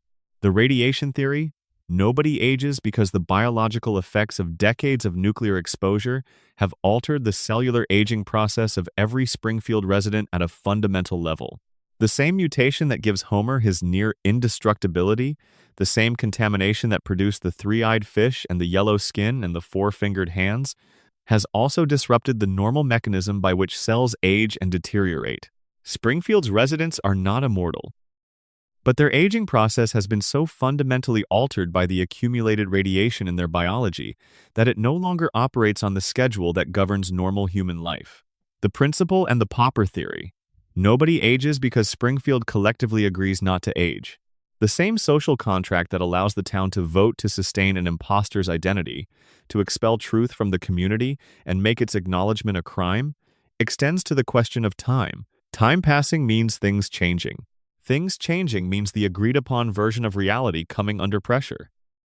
The agreed-upon version of reality includes the Simpson family, exactly as they are, in the house on Evergreen Terrace, in the relationships and roles they have always occupied. The town does not allow them to age because aging would disturb the arrangement. The Burns immortality theory? Burns has already demonstrated that at least one person in Springfield has found a way to circumvent the normal relationship between biological systems and time. If one person can do it, if the technology exists within this universe, the possibility that the same technology or a related mechanism has been applied more broadly to the Springfield population is not absurd.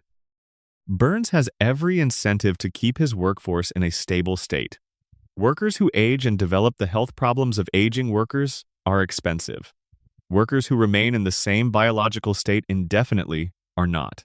Every theory is saying the same thing in a different language. Time does not work normally in Springfield. Whether that is because of radiation, or a coma, or collective denial, or the medical technology of an immortal billionaire, or some combination of all four, something has broken the normal flow of time for everyone who lives in this town. The show has imagined Springfield's characters aging. It has done so multiple times in flash-forward episodes that treat the future of these characters with genuine care and emotional investment. The Season 6 episode Lisa's Wedding is perhaps the most famous of these. It shows Lisa at 23, engaged to be married, living in a future that the show depicts with specific and emotionally rich detail. Lisa has grown up. She has become the person the show has always suggested she was becoming. Intelligent, principled, slightly lonely, searching for connection in a world that does not quite understand what she is. The episode demonstrates that the show can imagine its characters as adults. The writing staff can envision their futures, can tell stories about who they would become if time were allowed to operate normally. The potential is there. The capability is there. The show chooses not to use it. Lisa returns to being 8 years old. Bart returns to being 10. The flash forward closes. The permanent present resumes. The show can imagine growth. It refuses to allow it. This is the floating timeline's truest function. Not as a production convenience, as a statement. About the show, about America, about the thing we are doing every time we sit down and turn on the television and return to Springfield. The Simpsons are the American family. They have been the American family for longer than any other fictional household in the history of the medium. And the American family, as The Simpsons depicts it, is not supposed to change. Homer is always the father in the chair. Marge is always the patient one in the kitchen.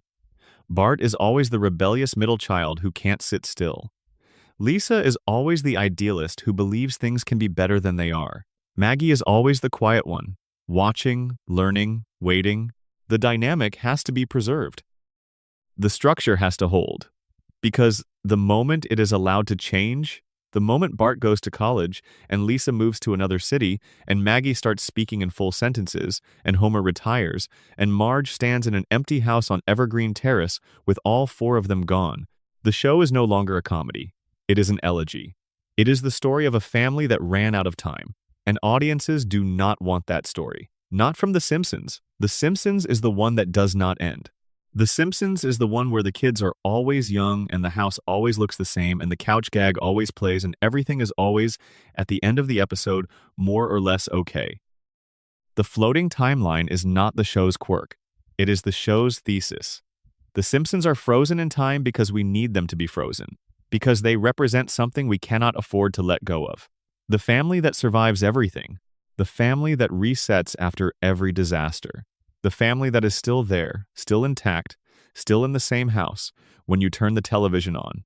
They do not age because aging means ending, and we will not allow them to end, not on television, not in our imagination, not in the shared cultural space that Springfield has occupied for 36 years. The loop is not their prison. It is ours. We built it, we maintain it. We tune in every week to make sure the walls are still standing and the family is still intact. And every time we watch, every time we laugh, every time we quote a line from an episode that aired before most of us were born, we make the loop a little more solid, a little harder to break. Because if the timeline stops floating and starts landing, if Bart turns 11 and Lisa turns 9 and Maggie says her second word and Homer goes gray and retires, then the show ends. And the show ending means admitting that the version of America it represents, the chaotic, resilient, stubbornly optimistic version of the middle-class American family, was always temporary, was always fragile, was always one birthday away from becoming something we do not recognize. So the timeline keeps floating, Springfield keeps resetting, and the family stays exactly where we left them, in the house on Evergreen Terrace, in the town that could be anywhere, in the loop that started in 1989 and has no visible end, waiting for us to come back. Which we always do. Section 10. Hans Moleman, the immortal victim. If you have watched The Simpsons for any length of time, you know Hans Moleman. He is the tiny, elderly, nearly blind man who appears in the background of Springfield's public spaces and exists, as far as the show is concerned, primarily to suffer. He gets hit by cars, he gets crushed by falling objects, he gets buried alive, he gets eaten by animals, he gets struck by lightning during picnics, he gets incinerated by household appliances, he falls into open manholes, he is compressed, electrocuted, frozen, dissolved, and subjected to forms of physical catastrophe that the show deploys with the casual regularity of a running joke, because that is exactly what it is. Hans Moleman is, by conservative estimate, the most frequently killed character in the history of American animation. The show has killed him dozens of times across regular canonical episodes, not in Treehouse of Horror specials, which operate on their own internal logic and which everyone understands to be separate from the show's main continuity, not in dream sequences or alternate universe storytelling. In regular episodes that are meant to reflect the ongoing life of Springfield, and in every single case, he appears in the next episode he is needed for, completely fine. No explanation, no resurrection scene, no acknowledgement that he was deceased 2 weeks ago when the plot required his presence. He simply shows up again, ready to be subjected to the next entry in his apparently endless catalog of fatal misfortunes. Fans treat this as a running gag, which is the appropriate response in the context of watching the show for entertainment. Moleman dies a lot. It's funny. The comedy comes from the casualness with which the show deploys his deaths, the matter-of-fact tone of the animation and voice acting, the absence of any dramatic weight given to what would, in any other context, be a significant event. But sit with the accumulated evidence for a moment. Set aside the comedic framing and look at what the show is actually depicting. There is a character in Springfield who has died, on camera, in canonical episodes more times than can be easily counted, and who returns from each death without explanation, without acknowledgement, without any character in Springfield's world appearing to notice that the same man who died last week is standing in line at the grocery store this week. Under the radiation theory, Moleman represents the most extreme end of the mutation spectrum. Not the cognitive effects that have altered Homer's intelligence, not the physical characteristics that mark all of Springfield's residents as slightly other than normal human, but something more fundamental. His biology has been so thoroughly altered by whatever the power plant has been leaking into Springfield's water and air and soil that death is no longer a permanent condition for him. He does not survive injuries the way Homer survives injuries. Homer endures damage that would be fatal to a normal person and recovers, which is extraordinary enough. Moleman actually dies. The cessation of biological function occurs, and then his body reconstitutes, returns to operational status, resumes its presence in Springfield's social landscape as if nothing of consequence occurred. If nuclear exposure can produce three-eyed fish and near-indestructible Homer Simpsons and supernaturally intelligent infants, perhaps at its most extreme, in the individual whose cellular biology responded most dramatically to the decades of contamination, it can produce something even stranger. A man whose cellular death is reversible, whose biology treats fatal trauma as a temporary disruption rather than a permanent end state, whose relationship with mortality has been so thoroughly altered by whatever the power plant has done to him that death functions as a reset rather than a conclusion. The coma reading of Moleman's situation is differently unsettling. If everything since season 4 is Homer's dream, then Moleman is not a person in any meaningful sense within the dream's architecture. He is a background process, a minor character that Homer's unconscious mind populates scenes with because Springfield needs a certain density of human presence to feel like a real place, and Moleman is one of the figures the dream generates to fill that requirement. And sometimes the dream drops him. Sometimes the background process fails and Moleman dies because Homer's coma brain has temporarily lost track of the subroutine responsible for keeping this particular character operational. And then the dream restarts the process and Moleman reappears because the dream needs him in the next scene. He is a prop that the dreaming mind occasionally breaks and then reassembles. Not because he matters to the dream's emotional core, Homer barely interacts with him, but because the dream requires him to populate the world that Homer needs to believe in. The world where Springfield is a real place with real people living real lives. The world that is worth dreaming about. Now, here is the detail that the show dropped without follow-up, and which is perhaps the strangest single data point in Molman's entire story. In one episode, Molman states his age as 31 years old. 31. Look at him. Hans Molman appears to be in his 80s or 90s, depending on which episode you are watching, and how generously you are inclined to assess what you see. He is wizened and bent. His eyes are nearly useless behind extraordinarily thick glasses. His movements have the careful deliberateness of extreme old age. His voice has the texture of someone who has been alive for a very long time. If he is telling the truth about his age, and the show provides no reason to believe he is lying, something has aged him catastrophically.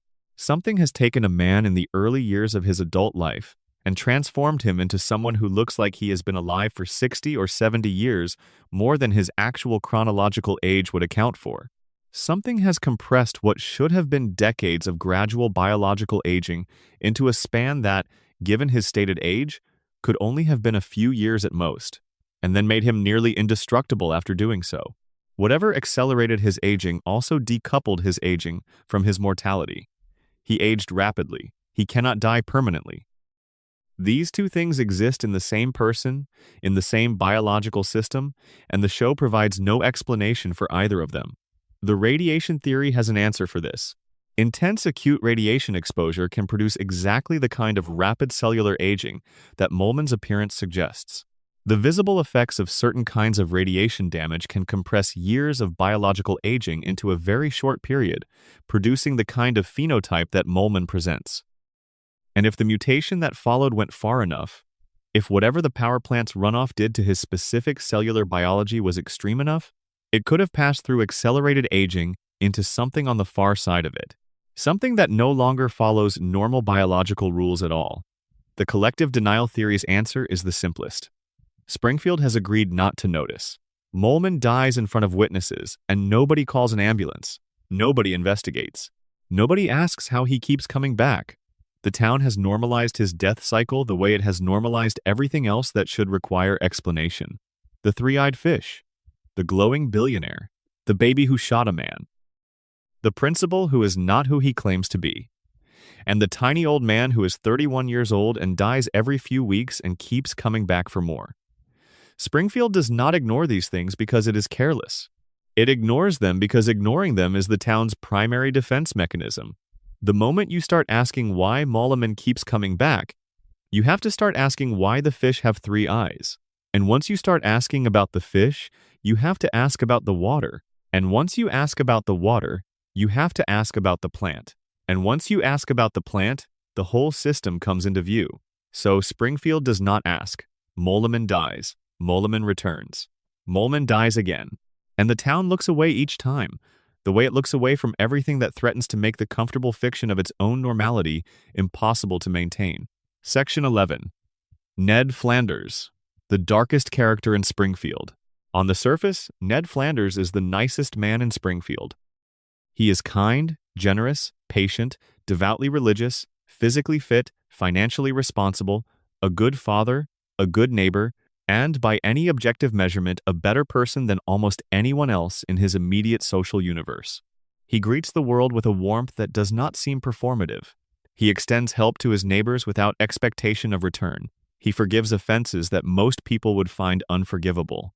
He maintains his positivity through a sustained catalog of personal misfortunes that would have broken a less constitutionally cheerful person years ago. He is, in other words, everything Homer Simpson is not. And the show has been punishing him for it relentlessly since the day he first appeared. Ned's wife, Maud, was killed by a misfired t-shirt cannon at the Springfield Speedway. She was sitting in the bleachers watching a race. Homer, who was seated nearby, was attempting to dodge the t-shirts being fired into the crowd. The shirts he deflected hit Maud instead. She was knocked from the bleachers by the impact and did not survive. Homer's selfishness, his reflexive self-preservation, his complete absence of the consideration for others that Ned demonstrates as a matter of daily habit, literally killed his neighbor's wife, and Ned forgave him. He did not pursue legal action. He did not hold a permanent grudge. He did not allow the loss to permanently alter his relationship with the man who was directly responsible for it. He processed his grief, he mourned Maud, and he kept being Ned Flanders. This is presented as admirable, as a function of Ned's deep faith and his genuine commitment to the values he holds, and in one reading, it is admirable. The capacity for forgiveness in the face of genuine loss is real and rare and worth acknowledging. But the show complicates this reading in an episode that is among the most psychologically acute things the show has ever produced. There is an episode in which a hurricane destroys Ned's house. Not damages, destroys. Reduces it to rubble. And the Springfield community, rallying around their neighbor, rebuilds it. The rebuilding is chaotic and incompetent. The kind of thing that happens when a large number of well-meaning but unskilled people attempt a construction project without proper coordination or expertise. The rebuilt house collapses almost immediately, and Ned snaps. He has a complete psychological breakdown. He turns to the town around him and he says, out loud, the things he has been not saying for however long he has been Ned Flanders. He insults everyone who has ever wronged him. He names the ways his goodness has been taken advantage of, his patience exploited, his generosity treated as a given rather than a gift. He says things that the show's previous depiction of Ned would have made seem impossible for him to say. And then he is institutionalized. He is committed to a mental health facility. And in that facility, the show reveals the architecture behind the niceness. Ned was, as a child, violent and uncontrollable. His parents, beatniks who philosophically rejected the concept of discipline, did not know how to manage him. They brought him to a psychiatrist who spent several years working with Ned through what the episode describes as behavioral modification, essentially reprogramming Ned's responses to his own anger through sustained therapeutic intervention. The doctor's approach, rendered in the show's comedic style as a spanking delivered with great efficiency and frequency, was effective. Ned's anger, his aggression, his uncontrollable childhood energy were suppressed, not resolved. Not addressed in any way that honored their existence or helped Ned understand them and manage them in a healthy way, simply suppressed. Buried under layers of conditioned response until the anger could not find its way out, until the rage that had been there since childhood was locked behind a mechanism that prevented it from surfacing. Ned's kindness is not a character trait. It is a psychological cage. It was built around him by a doctor and a therapeutic process that he did not choose and could not, as a child, meaningfully consent to. His patience is not saintly. It is structural. He cannot express anger because the training he received as a child wired his brain to prevent it at essentially any cost. His forgiveness of Homer after Maud's death is not grace. It is the only response available to a man whose capacity for rage has been systematically disabled. Everything about Ned's life reads differently once you understand this. His faith is not simple spiritual conviction, though the show respects it as genuine. His faith is also a framework. A structure that gives him a way to explain why good things happen to bad people and bad things happen to good people, why Homer's selfishness is rewarded and Ned's generosity is punished, why the universe does not appear to operate on any system that rewards rightness. Without faith, Ned's life is evidence that doing everything correctly achieves nothing. Faith is the only available explanation for why that might not be the final word. His relationship with Homer is the show's central neighborhood dynamic, and it is one of the most quietly devastating studies in asymmetry that American television has ever produced. Homer takes, Ned gives, Homer ignores. Ned maintains, Homer causes harm. Ned absorbs it. The dynamic has never shifted in 36 years. The gap between them has never closed. Because here is the thing. The show has a God in it. The show has established, explicitly and canonically, that God exists within Springfield's universe.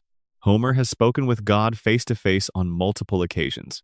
God has appeared in Homer's dreams and conversations, and at various pivotal moments in Homer's life. God talks to Homer. God does not talk to Ned. Ned Flanders has built his entire existence around his relationship with God. He prays. He attends church with a sincerity that no one else in Springfield approaches. He reads scripture. He structures his behavior around his understanding of what God wants from him. His faith is the organizing principle of his personality and his daily life, and God has never spoken to him. The drunk who falls asleep during sermons gets divine visitations. The man who threw a donut into a reactor core to see if it would grow has had multiple face-to-face conversations with the creator of the universe. The person who has dedicated his life to faith and prayer and the sincere pursuit of righteous living gets silence in return. The show is not making this observation accidentally. It is a deliberate structural choice that the writers have maintained across the full run. God responds to Homer.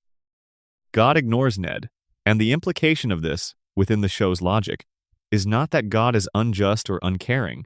It is that the universe Springfield operates in does not reward virtue. It rewards something else, something more like need, or entertainment value, or the particular quality of being someone whose suffering generates story. Homer needs God because Homer is perpetually in crisis and perpetually inadequate. Homer's conversations with God are funny. They are dramatic. They produce interesting narrative situations. Ned's prayers are sincere and earnest and answered with silence, because Ned's sincerity does not generate the same kind of story. The darkest theory about Ned Flanders is not that he is secretly dangerous, though the show gestures at the violence that exists beneath his conditioning when he snaps. The darkest theory is that he is the saddest person in Springfield, not Homer, who is too cognitively limited to fully comprehend the dimensions of his own suffering, not Lisa, who is young enough to still believe that things might get better if she keeps fighting, not even Burns, who is too powerful to ever face meaningful consequences. Ned, the man who does everything correctly and gets nothing that rightness should, in any just system, deliver. The man whose wife was killed by his neighbor's thoughtlessness and who responded with forgiveness because his brain literally will not produce the anger that would make any other response possible. The man who prays every day to a God who is demonstrably present in this universe and who has chosen to speak to everyone except the one person who has spent his entire life trying to deserve it.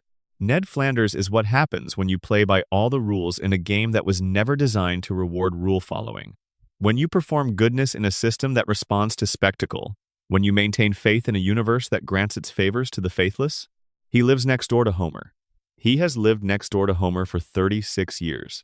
The gap between them, between the man who tries and the man who does not, has never narrowed by a single inch. The system is not designed to close it.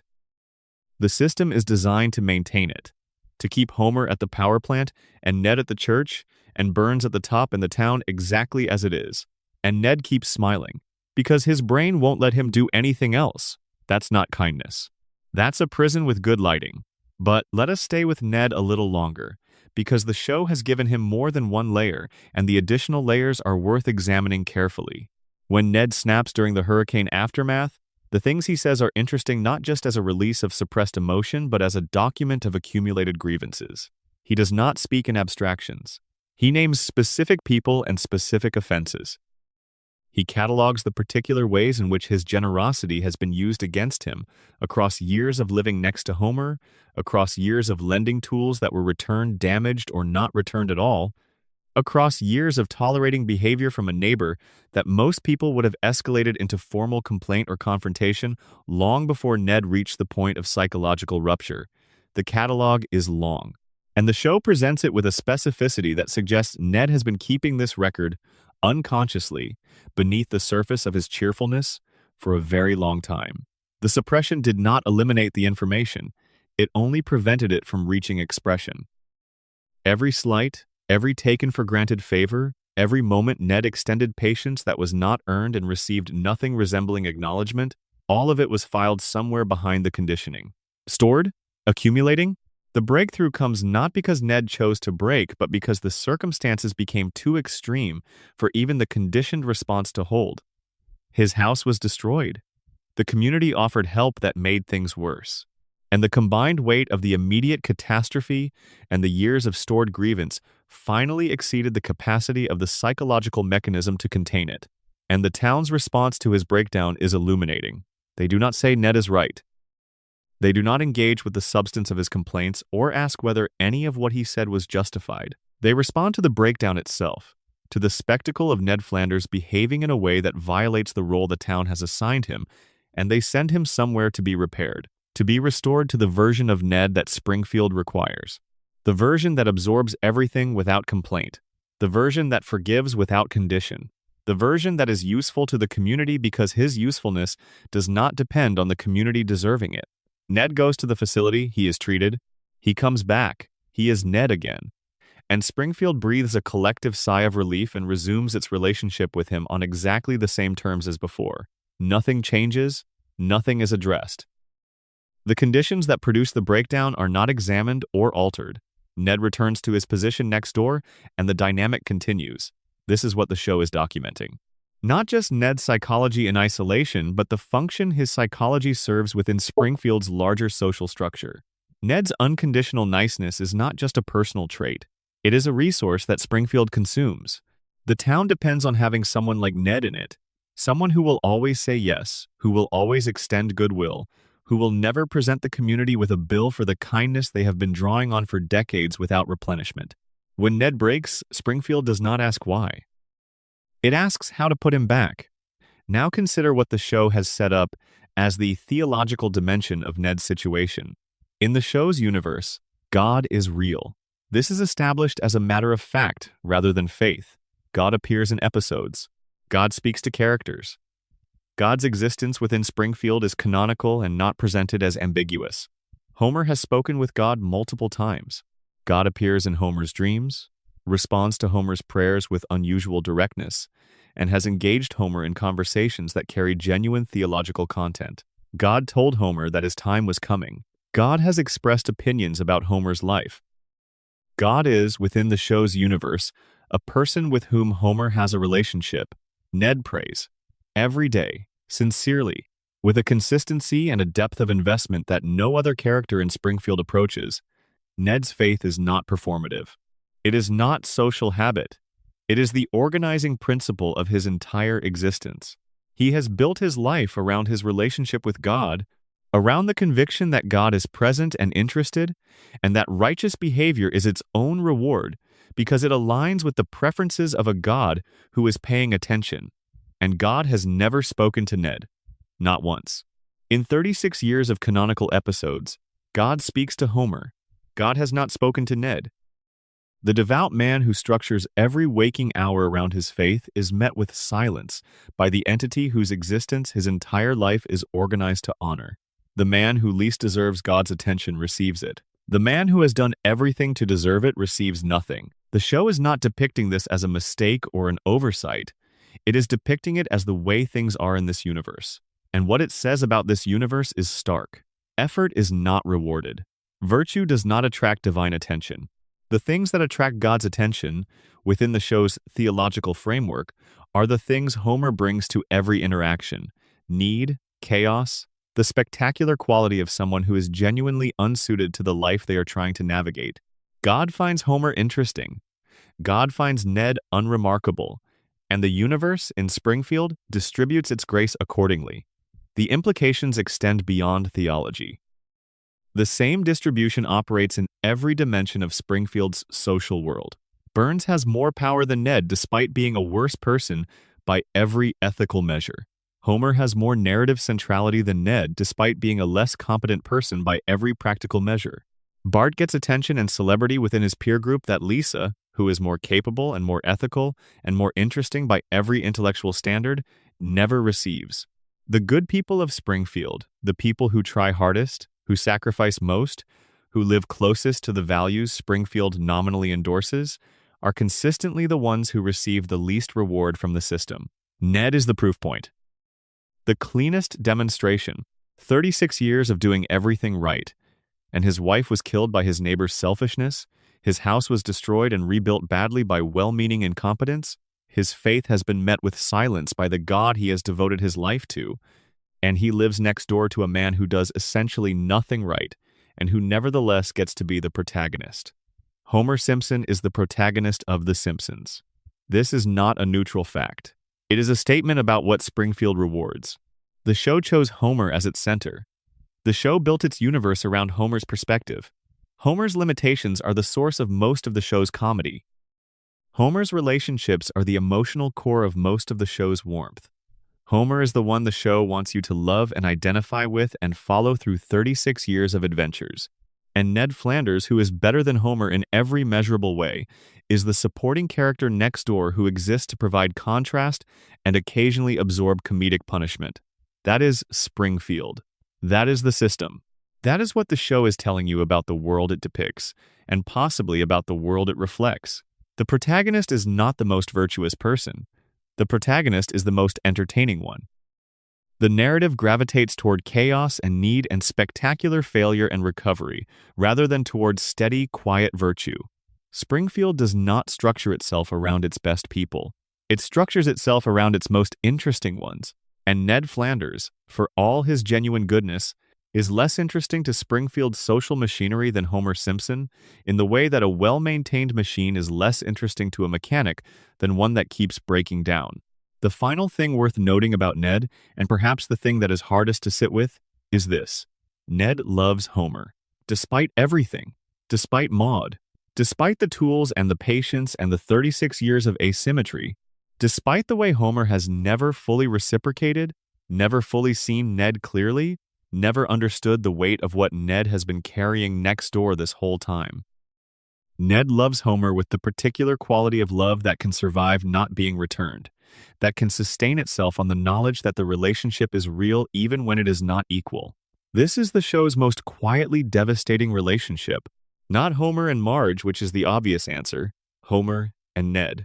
Two men who have been neighbors for 36 years in a show that never lets either of them fully become what the other one needs, and who are, nevertheless, in some persistent and unkillable way, the most important person in each other's daily life.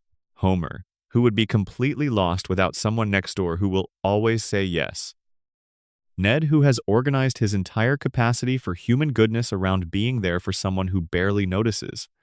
The gap between them has never closed. It will never close. Because closing it would require Springfield to become a different kind of place. And Springfield, as we have established over 4 hours, does not become a different kind of place. The lights on the two houses on Evergreen Terrace come on every evening. Homer's yard is a mess. Ned's yard is immaculate. The two men stand on their respective sides of the property line, and everything about the division between them says what it has always said. The system maintains itself. The roles stay filled. And Ned keeps smiling because his brain will not produce the alternative. And somewhere underneath the smile, something that was there long before the conditioning has never stopped being there, patient and quiet and waiting. Section 12. The grand unified theory of Springfield, what everything adds up to. We have spent 4 hours in Springfield. That is not a small thing. Springfield is one of the most extensively documented fictional locations in the history of human storytelling. 800 episodes across 36 years have built a world with more internal detail, more accumulated history, more studied inconsistency and deliberate contradiction, and carefully layered meaning than almost any comparable narrative universe. The show has been analyzed, theorized, cataloged, debated, defended, attacked, celebrated, and mourned in more words than most real places on Earth receive. And after all of it, after all the essays and the Reddit threads, and the fan wikis, and the academic papers, and the late-night conversations about whether Homer is in a coma, or whether Burns is centuries old, or whether Maggie actually pulled the trigger, the show is still running. Springfield is still there. Let us take account of what we found when we went looking. The radiation theory, documented, evidence-based, supported by 36 years of accumulated canonical detail that the show has been placing in front of its audience since the first season. The Springfield nuclear power plant is poisoning its population. This is not a metaphor. 342 safety violations. Radioactive waste in the water supply. A three-eyed fish pulled from the local river and treated as a national news story that the town subsequently forgot about. A man who glows in the dark because his weekly medical treatments saturate his body with radiation. A safety officer who is too cognitively impaired to perform his job effectively and whose continued employment is maintained by strategic design rather than negligence. The visual difference between Springfield residents and visitors from outside the contamination zone, drawn directly into the show's art by animators who have sustained this distinction across every season. The radiation theory asks you to accept that the show's visual language is doing more than establishing an art style. It asks you to accept that when you see a yellow-skinned character with 4 fingers and bulging eyes who can survive a car accident that would kill a normal person, the show is showing you the result of something. Not just a design choice, a consequence. The coma theory. Emotionally rich, internally consistent, supported by the tonal shift after a specific episode in April 1993, by the aging problem that no other theory resolves as elegantly, by the God prophecy that preceded the coma by exactly 6 months, by the show's own engagement with the theory through a fake scene that was carefully produced and then deliberately withheld. The coma theory asks you to accept that The Simpsons is a love story wearing the costume of a comedy, that every absurdist adventure, every celebrity cameo, every impossible survival, every reset at the end of every episode is the dream of a man in a hospital bed who is trying to hold on to something he cannot bear to lose: his family, exactly as they were, his children never growing up, his wife never leaving, Friday night at home, forever. The coma theory is the one that changes how you watch the show, not just intellectually but emotionally. Once you have accepted it as a possibility, every episode carries an additional register. Every moment of the family together on the couch has a quality of desperate preservation about it. Homer is not just a man watching television with his family. He is a man holding on to a dream because waking up means losing them. The Burns shooting mystery, the greatest unsolved puzzle in the show's history, nominally closed in September 1995 and never genuinely resolved. The clue the victim called meaningless. The DNA evidence that should have pointed at Homer. The confession Homer made in a later season that nobody investigated. The alternate endings that were fully produced. The contest that nobody won. The baby who checked that the room was empty before performing the gesture. The official answer is Maggie. The evidence does not close the case. Burns's immortality, maintained through weekly radiation treatments, sustained by a fortune that predates the American Republic, managed by an assistant whose devotion is structurally inseparable from medical necessity, protected by the economic dependency of an entire town that cannot survive without the system. Burns built and cannot challenge it without dismantling their own survival. Burns is not immortal in any romantic or supernatural sense. He is immortal in the sense that the system he constructed will not allow him to die, because his death would require the system to confront what it has done. Maggie's silence. Strategic, deliberate, 3.5 decades of maintained invisibility from someone who is watching everything and understanding everything and waiting for the moment when acting will be worth the cost of being seen. The most capable person in her family and the most careful. The one who learned from Lisa's example not that you should keep fighting regardless of the cost, but that the cost is real and the strategy should account for it. The predictions. Not supernatural, not conspiratorial. The product of an educated and attentive writing staff producing a very large quantity of satirical content about American culture over a very long period of time, and the product of a show so deeply embedded in American cultural life that its observations about where things were heading became part of how Americans understood where things were heading, which influenced where things headed. The show did not predict the future. The show described the present so clearly that the future became easier to recognize when it arrived. Mona Simpson, a woman who tried to fight back against genuine institutional evil and paid for it with 27 years of separation from her son. A story about what happens to people who challenge power directly. A story about what power costs in personal terms, measured in years and in the particular shape of damage that a child carries when a parent disappears without explanation.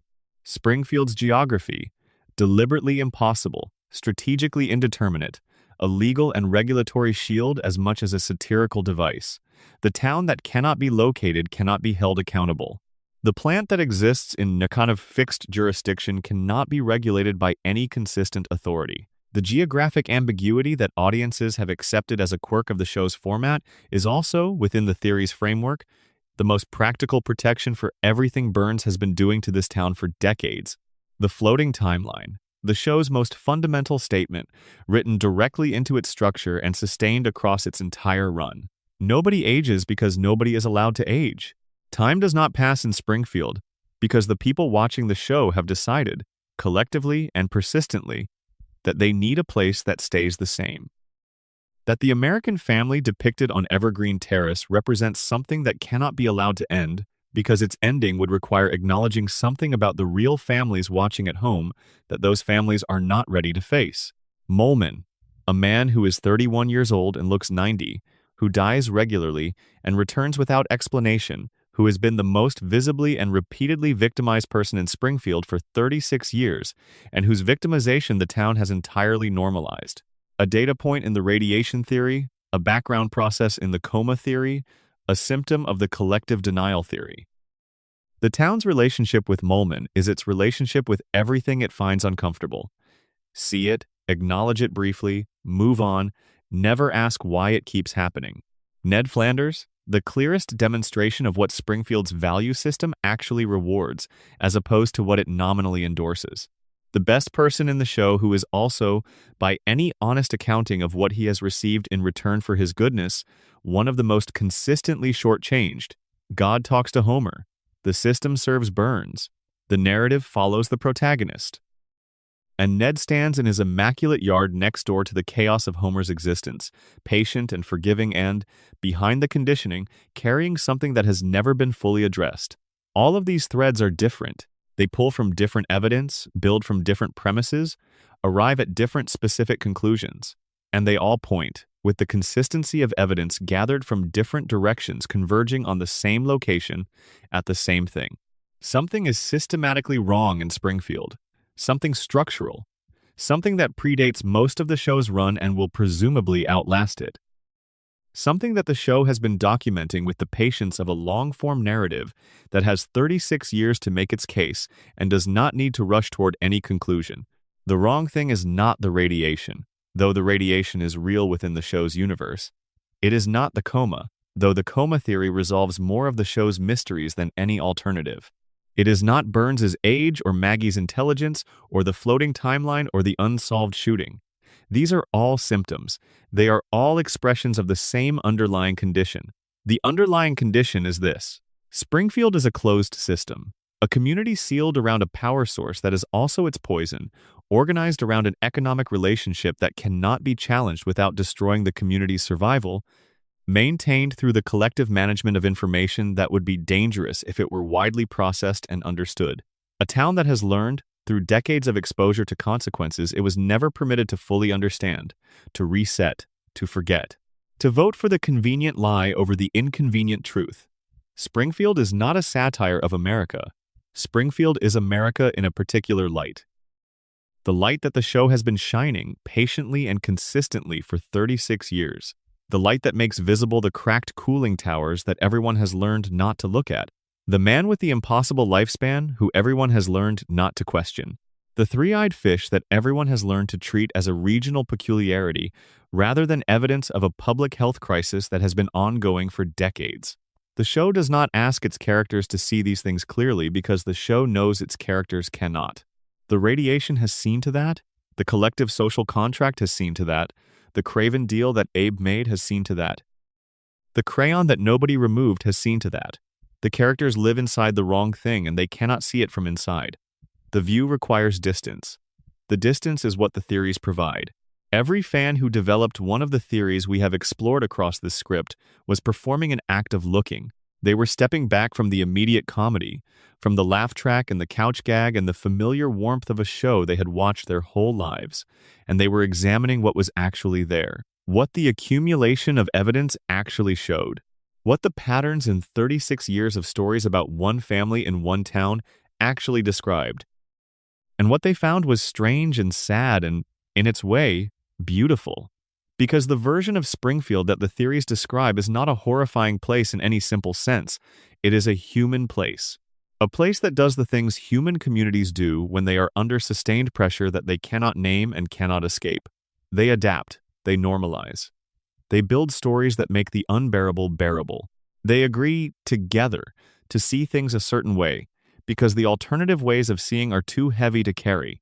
Springfield loves itself. The residents of Springfield, the ones the show has built across nearly 800 episodes, are not villains in some simple moral drama. They are people. Damaged people in many cases. People whose damage is the result of forces they did not choose and cannot see clearly. But people who love their town and love their families and show up for their community and take care of each other within the limits of what they are capable of. Homer takes care of his family with everything he has, which is not very much and is considerably less than what Marge and the children deserve. But it is everything he can give. Marge takes care of all of them with a patience and a steadiness that the show depicts as heroic without ever quite calling it that. Bart takes care of himself and, when it matters, takes care of Lisa in the specific and unsentimental way that younger siblings understand older siblings to need. Lisa takes care of her principals even when her principals cost her everything. Maggie takes care of them all, quietly, from the background, in the ways that nobody ever acknowledges because acknowledging them would require acknowledging what she is.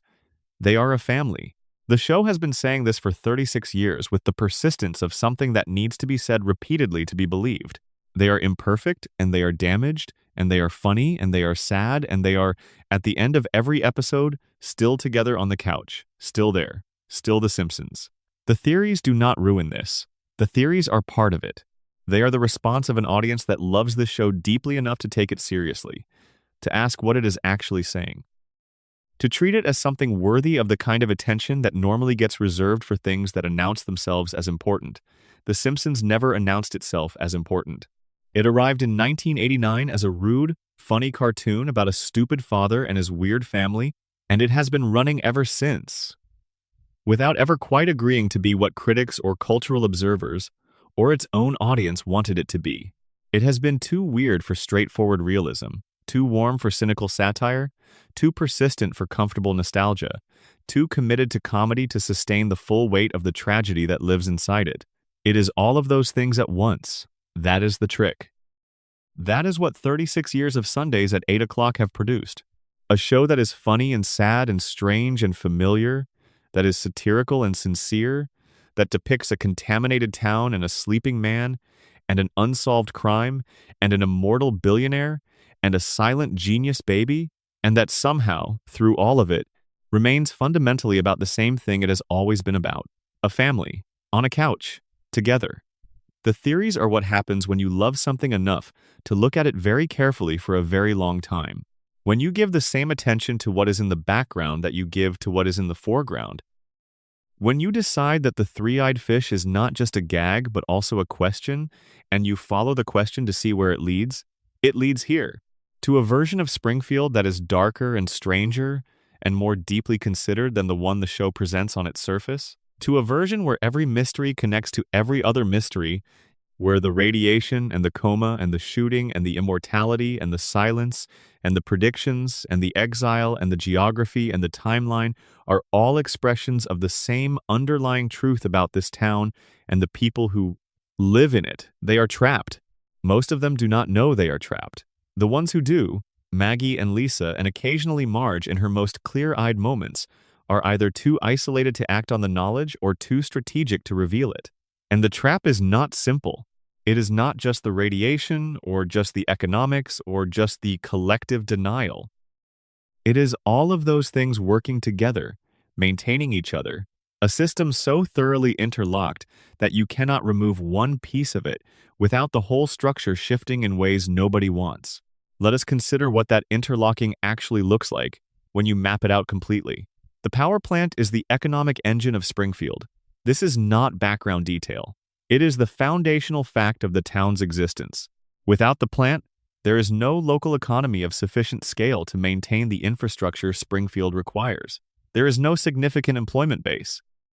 There is no tax revenue sufficient to keep the schools and the roads and the public services running at the level the town takes for granted. The plant is not just part of Springfield's economy. The plant is Springfield's economy in the same way that a single factory is the entire economy of a small company town. This means that every resident of Springfield has a direct personal stake in the plant's continued operation, not an abstract civic stake, a personal one. Their job, or their neighbor's job, or the business that their cousin runs, which depends on the purchasing power of the people whose jobs are at the plant, all of it runs through the same economic pipeline that terminates at the facility with the cracked cooling towers and the 342 safety violations. Burns understands this. Burns has always understood this. The economic dependency of the town on the plant is not a side effect of the plant's operation. It is a design feature. A town that cannot afford to shut down your facility is a town that cannot effectively challenge your facility. A workforce that depends on your payroll is a workforce that will absorb a great deal of what your facility does to them before they reach the point of organized resistance. The dependency is the protection. The employment is the chain.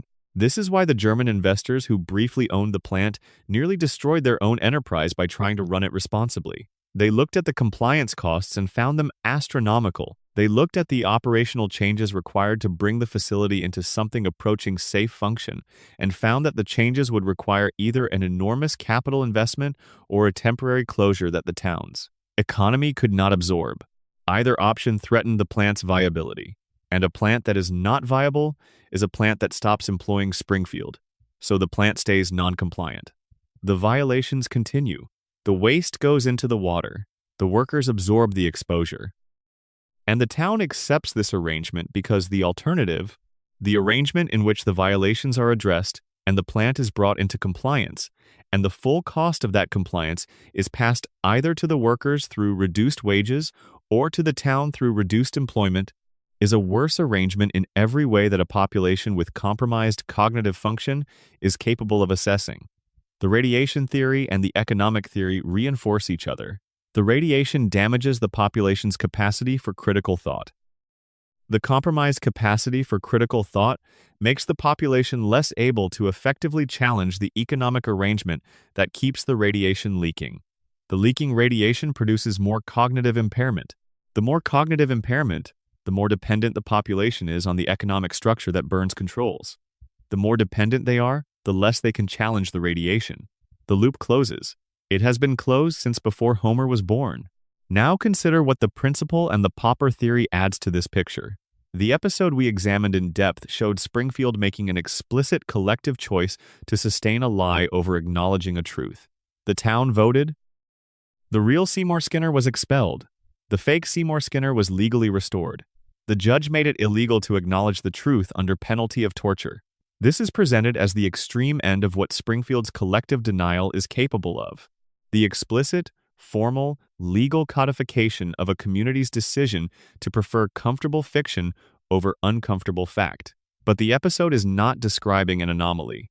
It is describing the mechanism that operates every time Springfield resets after a catastrophe and everyone moves on without acknowledging what just happened. The dome. The town was sealed under a federal containment dome in the movie. The United States government looked at Springfield and determined that its pollution levels were so dangerous that the entire town had to be physically isolated to prevent contamination from spreading.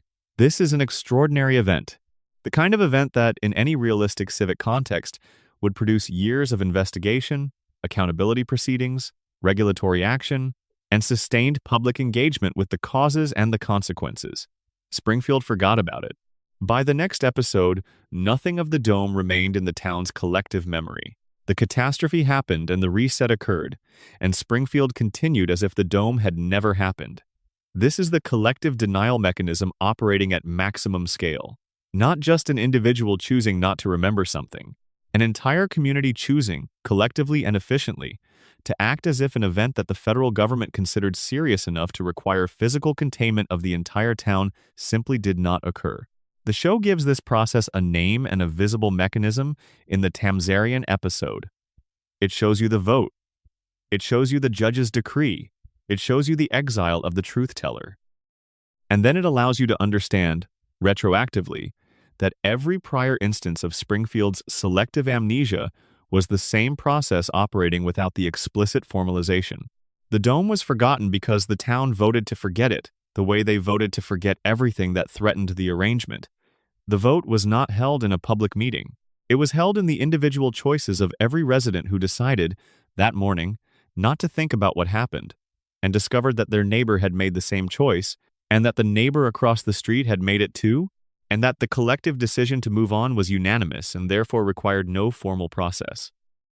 This is how systems maintain themselves in human communities, not through explicit conspiracy, though the explicit conspiracy is present in Springfield's specific case in the form of Burns and his relationships with politicians and judges and institutional figures, but through the distributed, individual, self-interested decisions of ordinary people who understand, without being told directly, that certain topics are not worth raising, that certain questions will not receive answers, that certain truths will cost you more than they are worth in a community that has decided to protect itself through the management of what it knows. The show is not depicting this as unusual. It is depicting it as the ordinary operation of a community under sustained pressure. The extraordinary version, the vote and the judge's decree and the exile, is extraordinary only in its explicitness. The principle it encodes is the same principle that operates in every real community that has ever been confronted with a truth it could not afford to acknowledge. Springfield is a satire, but it is a satire of something real. Consider also what the theories collectively say about the relationship between individual characters and the system they live inside. Homer is not a victim in any simple sense. He is both a victim and a participant. He is damaged by the system in specific and documented ways: the radiation, the crayon, the absent mother, the deal his father made. He is also, by virtue of his continued employment as the plant's safety officer, a functional component of the system that damages him and everyone around him. His incompetence is not just his problem. It is Burns's asset. He is both the person the system has broken and the mechanism through which the system perpetuates itself. This dual status is not unique to Homer. It is the status of most people inside systems of institutional exploitation. They are simultaneously the people the system harms and the people whose cooperation makes the harm possible. They are not villains in the way Burns is a villain. But they are not simply innocent victims either. They are people who have made the choices available to them inside a structure they did not build and cannot easily dismantle, and those choices involve both their own survival and their participation in something that costs others. Homer's choice to put the crayon back is the clearest example. He was offered clarity. He rejected it because clarity was unbearable. He chose the comfortable impairment over the painful awareness. This is a human choice. It is an understandable choice. It is also a choice that serves the system more than it serves Homer, because a cognitively impaired Homer is more useful to Burns than a cognitively functional Homer would be. He chose the fog. The system was glad. The show does not moralize about this. It documents it. It presents Homer's choice with the complexity it deserves, as simultaneously tragic and human and darkly funny and structurally significant. That is the register in which the show works best. The register in which what is funny is also what is sad, and what is sad is also what is true, and what is true is also what most people would prefer not to think about for too long. The theories live in this register too. They are funny, some of them, in the way that good horror is funny.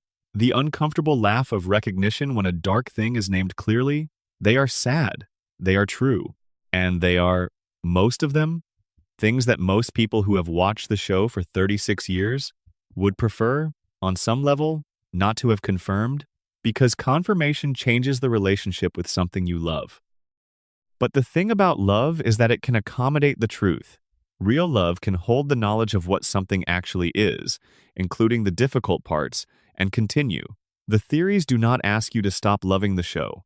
They ask you to love it more accurately, to see it more completely, to understand what it is doing and why it matters, not just as entertainment, but as the sustained and attentive portrait of a particular kind of American life that it has been building for 36 years. The Simpsons has been telling you the same story since 1989, the story of a family inside a system that damages them and depends on them and cannot be dismantled without destroying the thing it is built around, which is the community's survival. A system maintained by the decisions of ordinary people who are not villains but who make choices that villains find useful. It has been telling you this story in the form of comedy, because comedy is the form that allows people to hear things they would not accept in any other register. The laugh creates a moment of openness. The openness allows the information in. The information sits there, somewhere below the surface of the laugh, and accumulates, and after 36 years of watching, the accumulation becomes visible to the people who look for it. The theories are the accumulation becoming visible. That is what we have been doing tonight, across these 4 hours, making the accumulation visible. Stepping back far enough from any individual joke, any individual episode, any individual season, to see the shape of what 36 years of the same story has drawn. It is the shape of a town, a specific, impossibly familiar town, with a family in it that you have known your whole life, with a power plant on the horizon and a river with a three-eyed fish, and a man in a hospital bed who may or may not have ever woken up, and a woman who is waiting, or not waiting, in the room beside him, in the world outside the dream. The show is still running. The family is still there. The plant is still leaking. The fish still has three eyes. And somewhere on Evergreen Terrace, on a street in a town that cannot be found on any map, a baby in a high chair is watching all of it and saying nothing and waiting for the right moment. We built Springfield. We have been maintaining it for 36 years with our attention and our investment and our willingness to keep coming back. We are the audience that the show needs to keep running. Without us, the loop breaks. Without us, the dream ends. We chose not to break it. Every Sunday, every rerun, every late night when we cannot sleep and Springfield is on the screen, we chose the dream. We chose the family on the couch and the lights on in the house and the cooling towers on the horizon and the fish with three eyes that nobody questions anymore. We chose Springfield. And Springfield, in return, stays the same. The family stays intact. The town keeps running. The lights stay on. The couch is always there. That is the arrangement. It has always been the arrangement. The plant keeps the lights on, and we keep watching. And the Simpsons keep being the Simpsons. And somewhere in all of that, somewhere in the loop that started in 1989 and has no visible end, there is something worth coming back to. Something that the theories have not taken away but have made more clear.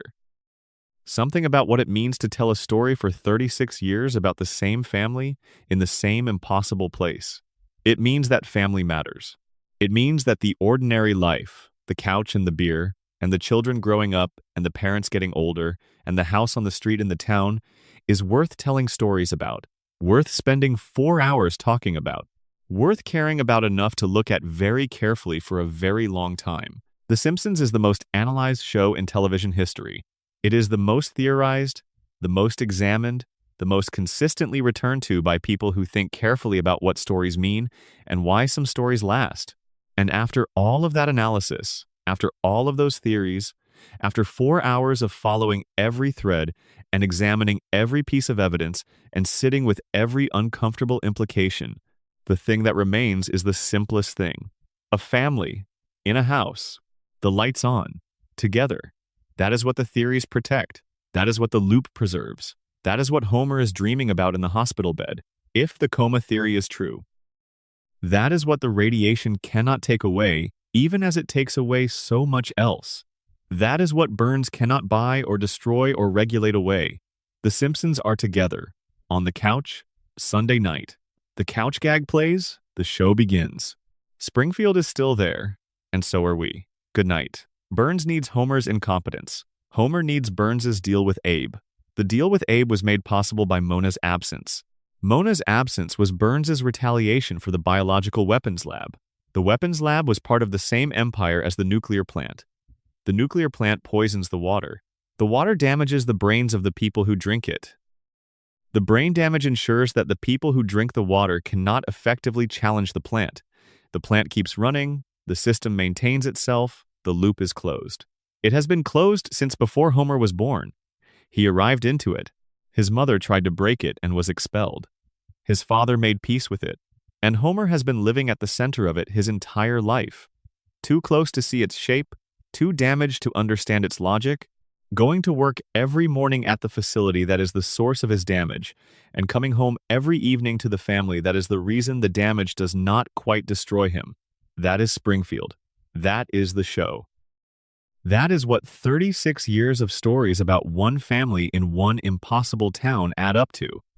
A system that consumes what it needs and discards what threatens it. A community that loves itself in the particular way that people love things they cannot change.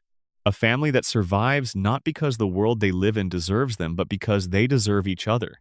And the nuclear power plant on the edge of town, leaking its invisible damage into the water and the air and the soil, and the yellow-skinned people who have nowhere else to go, keeps the lights on.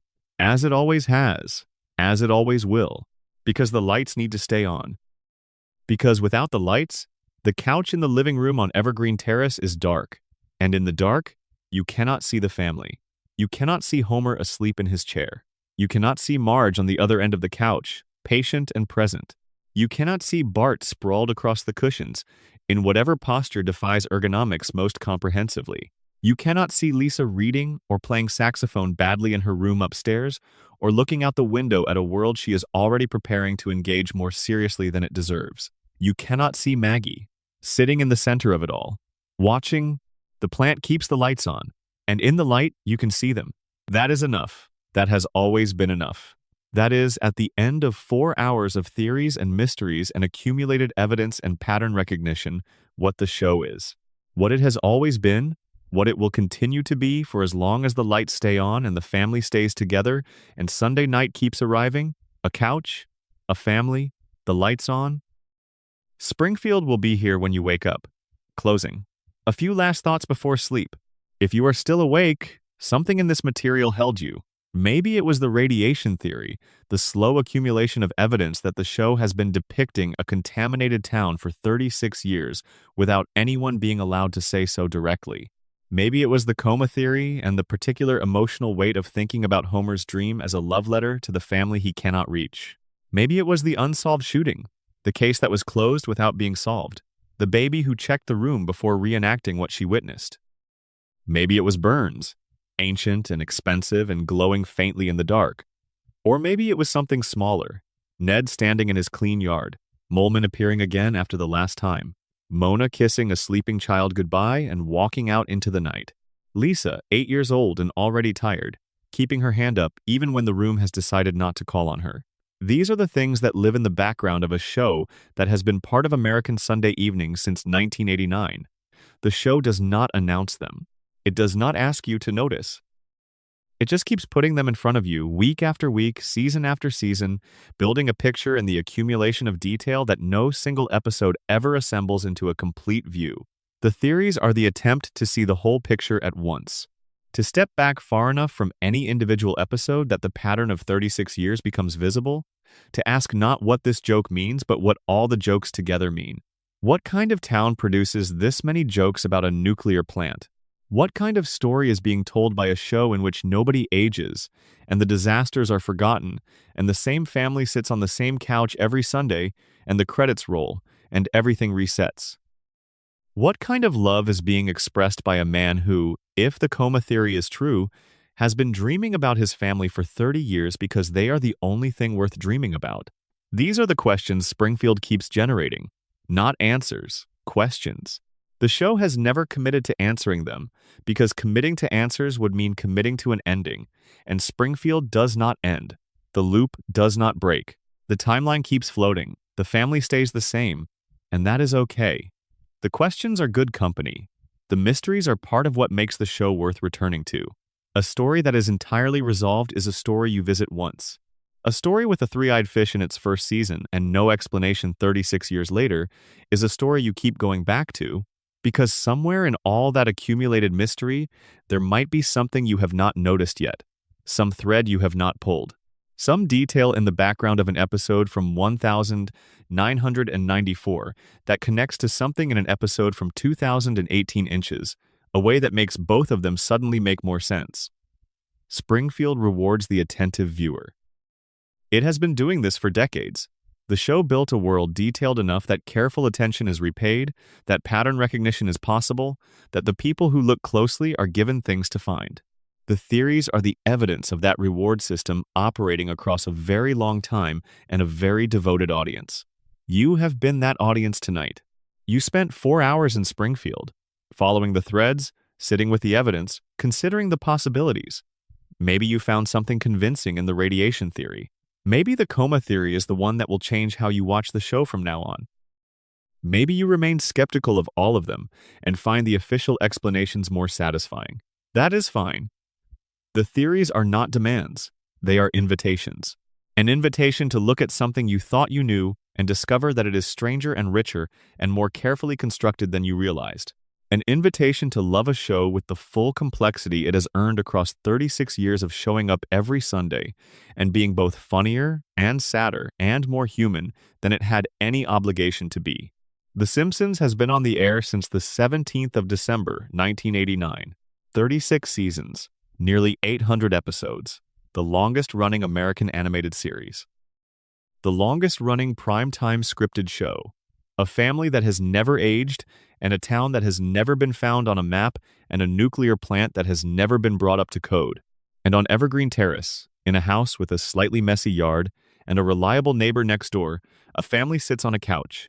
The same family as always. The same couch. The same house. The same town on the edge of whatever geography Springfield is occupying this week. The lights are on. They are always on. The plant is running. Homer is home. Marge is there. Bart is doing something he should not be doing. Lisa is playing saxophone. Maggie is in the center of it all, watching, understanding, saying nothing. The show keeps going. We keep watching. The loop holds. Springfield will be here tomorrow and the day after. And the Sunday after that, at 8 o'clock, when the couch gag plays, and the credits roll, and the family assembles, and everything that should have changed has not changed, and everything that should have ended has not ended. Because in Springfield, nothing ends.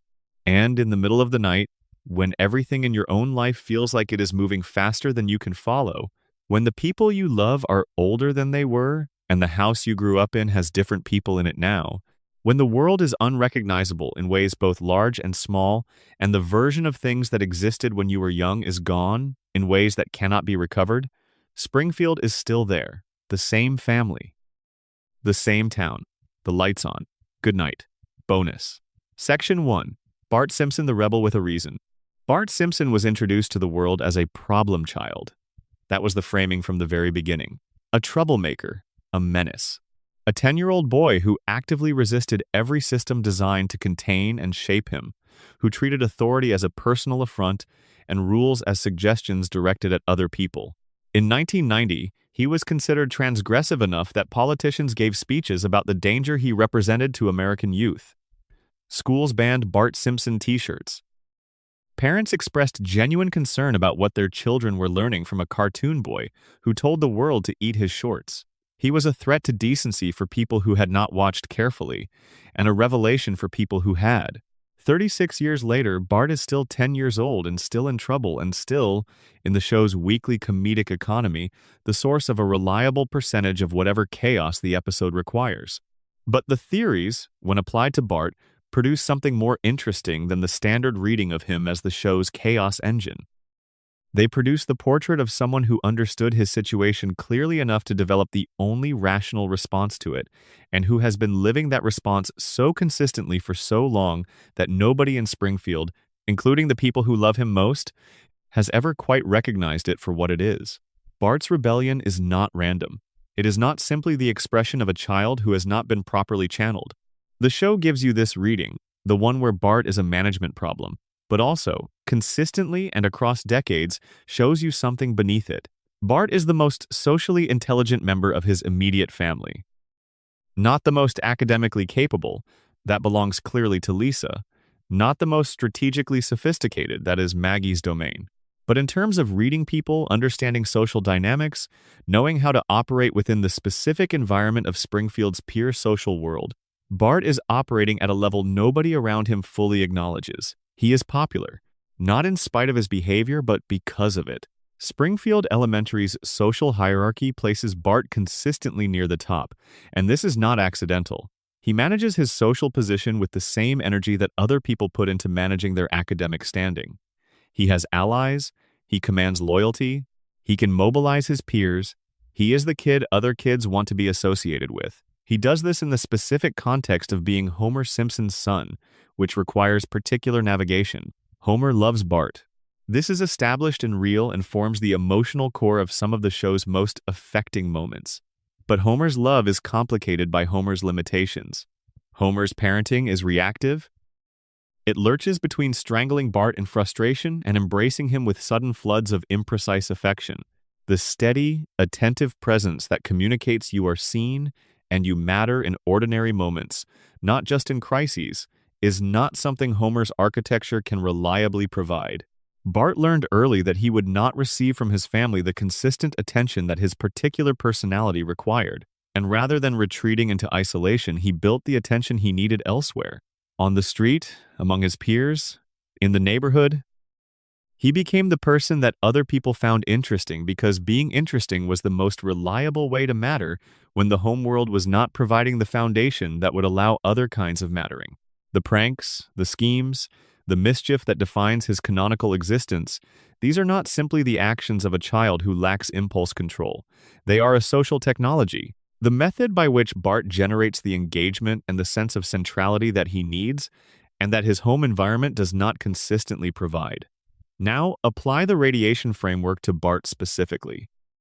If the power plant's contamination produces mutations that affect each person differently, Bart represents an interesting case. He does not display the cognitive impairment that defines Homer's profile. He does not display the extraordinary intelligence that defines Maggie's. He displays something between them: practical intelligence, strong social cognition, a specific cleverness that operates in the real world rather than in academic domains, combined with a physical resilience that the show depicts throughout his childhood. Bart falls from things. He crashes into things. He is subjected to physical misfortunes that would represent serious injury in a normal child, and that he absorbs with a recovery rate the show treats as casual. His body handles physical trauma the way Homer's handles adult physical trauma. Not perfectly, not without pain, but with a speed and completeness that suggests something different operating at the cellular level than in children who grew up somewhere else. The coma reading of Bart is perhaps the most emotionally loaded of all the family members' coma readings. If Homer is dreaming, Bart is what Homer most needs to believe about the relationship between a difficult father and a difficult son. Homer and Bart have never been easy together. They have never been the version of father and son that either of them, on their best days, would describe as the relationship they wanted. Homer is too impulsive and too limited. Bart is too wild and too resistant to the guidance Homer is trying to provide. But they love each other. The show returns to this again and again, in moments that puncture the comedy and force you to see what lives underneath. Homer's particular anguish when Bart is in genuine danger. Bart's particular devastation in episodes where Homer's limitations become most visible. These are the feelings of people who are stuck with each other in the most important way, who are shaped by each other whether they want to be or not, who would be diminished by the absence of the other even as they frequently make each other miserable. In the dream, Homer keeps Bart at 10 years old and perpetually mischievous because that is the Bart he knows. The Bart whose wildness could still be experienced as funny and charming, and evidence of a particular kind of vitality rather than the beginning of something more serious. The Bart who would still, at the end of the episode, be there on the couch. Homer cannot dream Bart into adolescence because he was not there to see it. He cannot dream Bart into adulthood because he does not know what that version of his son looks like.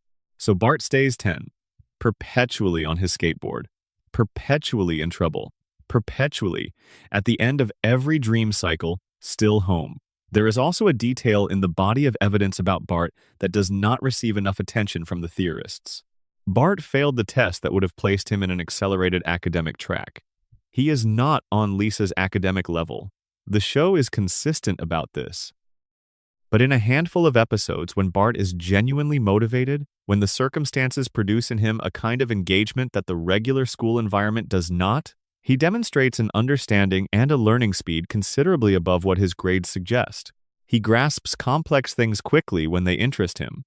He retains information that matters to him with the fidelity of someone whose memory works well rather than poorly.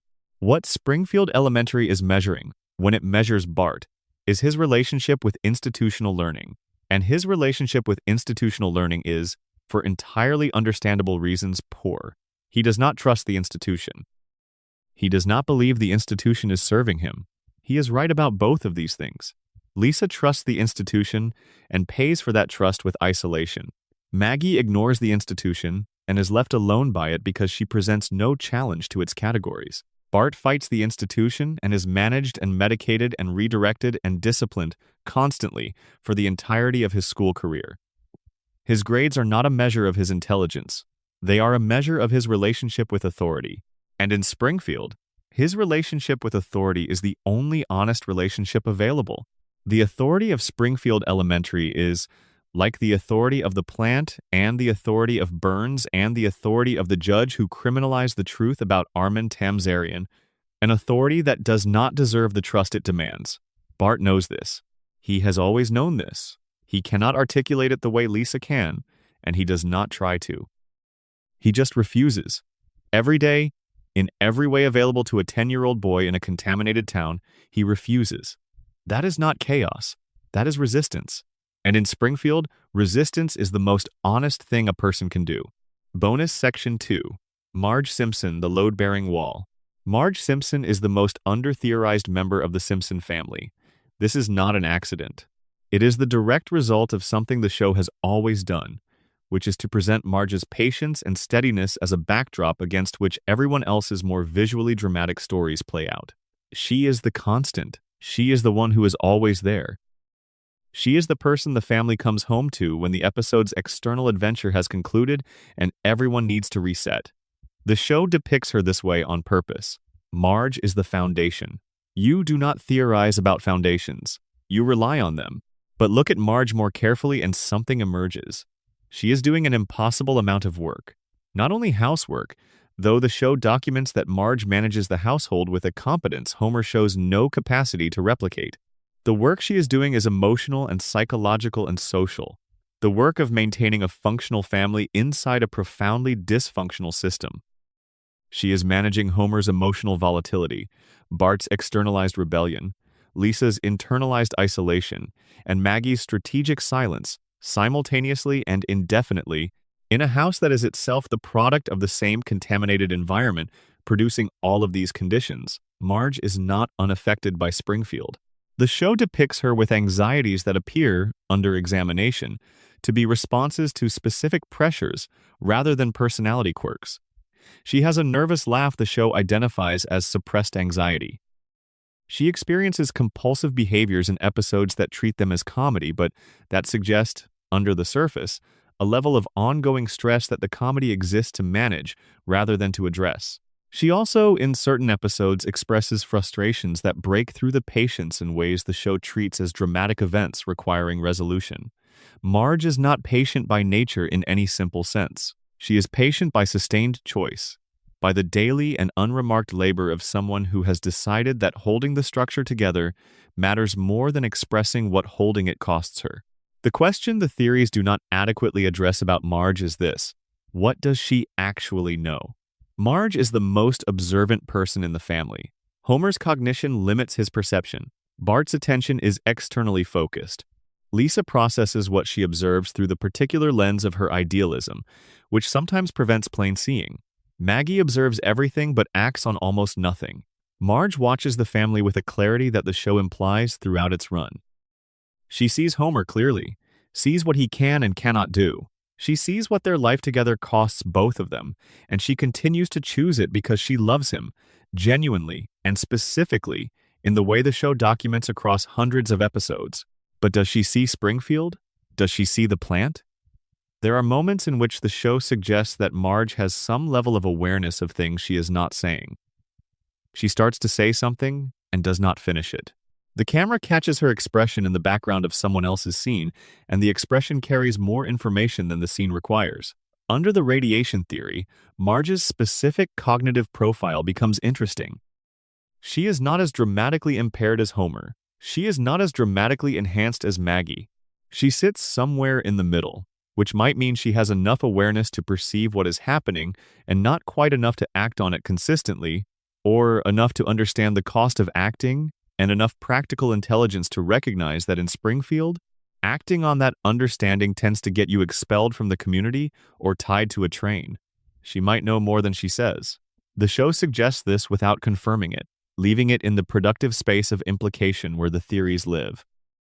The coma reading of Marge is perhaps the most affecting thing the theory does with any character. If Homer is dreaming, Marge is the center of the dream in a way the show's narrative structure does not always reflect. The show follows Homer. The camera is mostly with Homer. The adventures are mostly Homer's. But the dream is about Marge. The dream is about Homer coming home to her.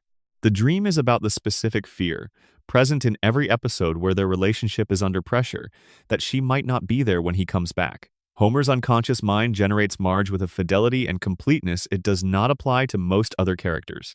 She is not a background element. She is the reason the dream needs to keep running, the reason the loop cannot break, the reason Springfield keeps existing and resetting and remaining. As long as the dream continues, Marge is there, patient, steady, loving him imperfectly and specifically in all the ways the show has documented across hundreds of episodes in 36 years. The moment the dream ends, Homer does not know if she is still there. He does not know what the real world outside the dream contains, whether the real Marge is still sitting beside the hospital bed or whether she has, in the years since April 1993, made the painful and justified decision to rebuild a life that no longer includes waiting. So the dream keeps running. Marge stays on the couch. The family stays together. Homer comes home every evening, because in the dream, she always waited. In the dream, she is always there.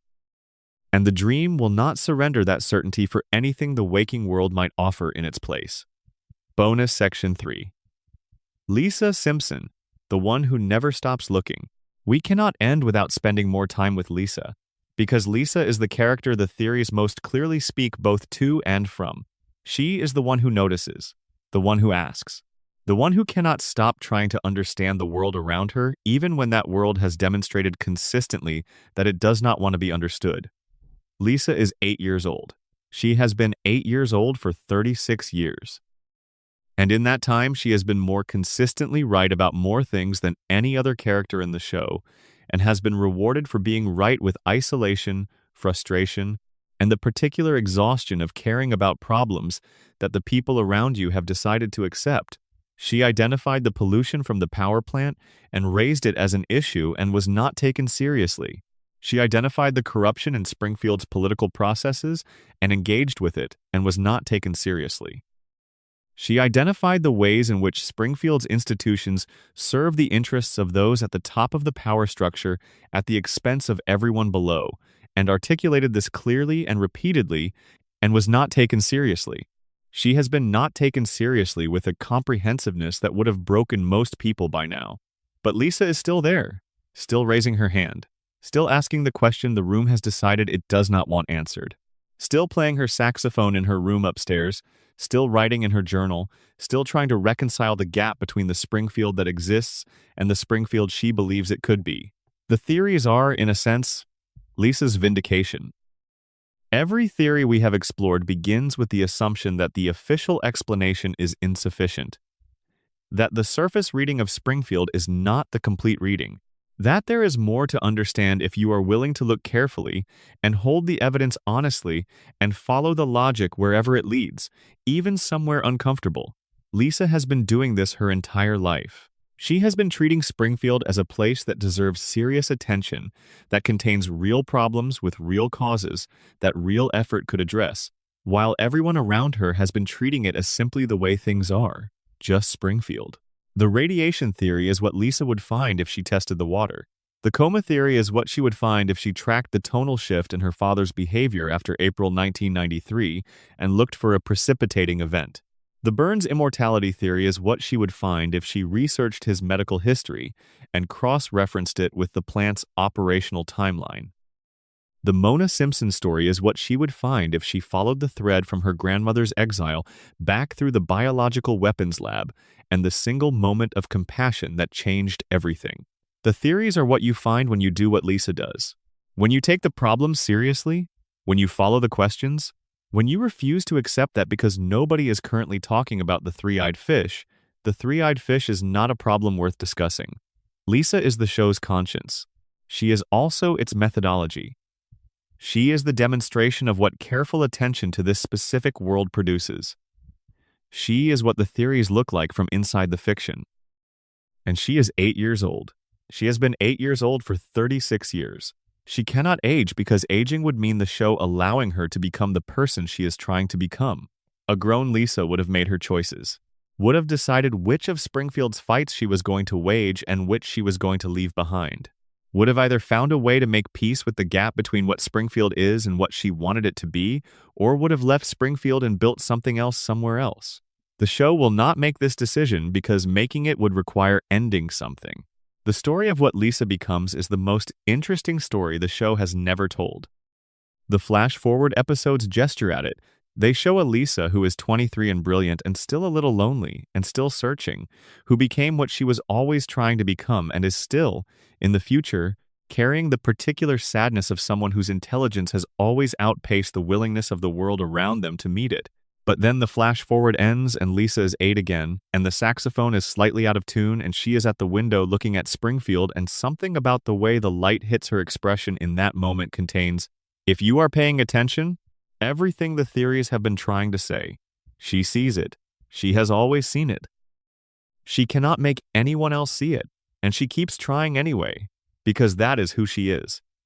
Because she was born into a contaminated town next to a leaking reactor. She is yellow-skinned with 4 fingers, and her father works for the man who destroyed his own family, and the fish in the river have 3 eyes. None of this is acceptable to her. She will not pretend that it is. She will not stop raising her hand. That is the Simpson family. That is Springfield. That is the show.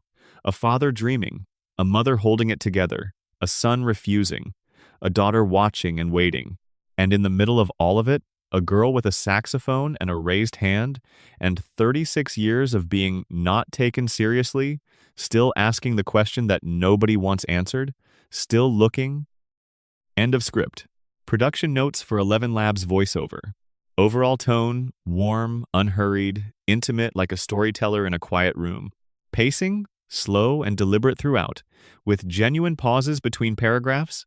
The closing section, from If You Are Still Awake, should be notably softer and slower than earlier sections. Do not rush transitions between theories. Allow pauses after emotionally resonant phrases. Do not fill silence. Avoid dramatic emphasis on individual words. Let the sentence rhythm carry the weight. The final paragraph, good night, should be delivered very quietly, almost a whisper. We have walked through the contaminated water and the cracked cooling towers. We have sat beside Homer's hospital bed and wondered whether he ever woke up. We have examined the evidence in the Burns shooting case and found it insufficient. We have traced Burns's impossible lifespan back through a century of medical maintenance and industrial radiation. We have observed Maggie's silence and understood it as strategy rather than limitation. We have unpacked the prediction phenomenon and found, underneath the apparent prophecy, something more interesting than prophecy. We have followed Mona Simpson's trail from activist to fugitive, and felt the weight of what 3 generations of one family lost because one man held a grudge. We have searched for Springfield on a map and found it everywhere and nowhere. We have stared at the floating timeline until the loop stared back. We have watched Molman die and return, and die again. We have stood outside Ned Flanders's perfectly maintained house and understood that the most painful place in Springfield might be behind that immaculate exterior. Every theory we have explored is different. Each one uses different evidence, builds from different premises, arrives at its conclusions through different logic. The radiation theory is grounded in the documented evidence of the power plant's violations and their visible effects on Springfield's biology. The coma theory is grounded in the tonal shift after a specific episode and the emotional logic of what a dying man would dream. The Burns immortality theory is grounded in the show's own canonical details about his medical regimen and his historical longevity. The Mona Simpson theory is grounded in the direct and explicit information the show provides about the relationship between Burns and the Simpson family across 3 generations. These are not the same theory. They operate on different assumptions, and in some cases, they cannot all be simultaneously true. But every single one of them arrives at the same destination. Something is wrong in Springfield. Something structural. Something that goes deeper than the surface of the show's comedy. Something that the 36 years of accumulated detail are pointing toward with increasing insistence. The Springfield nuclear power plant is poisoning its population, and Burns knows it. Homer has been unconscious since 1993, and everything since then is his dream. The greatest mystery in the show's history was never actually solved. The oldest man in America is being kept alive by weekly radiation treatments. The quietest member of the Simpson family is its most capable. The show's apparent prophecies are actually the result of cultural influence operating in reverse.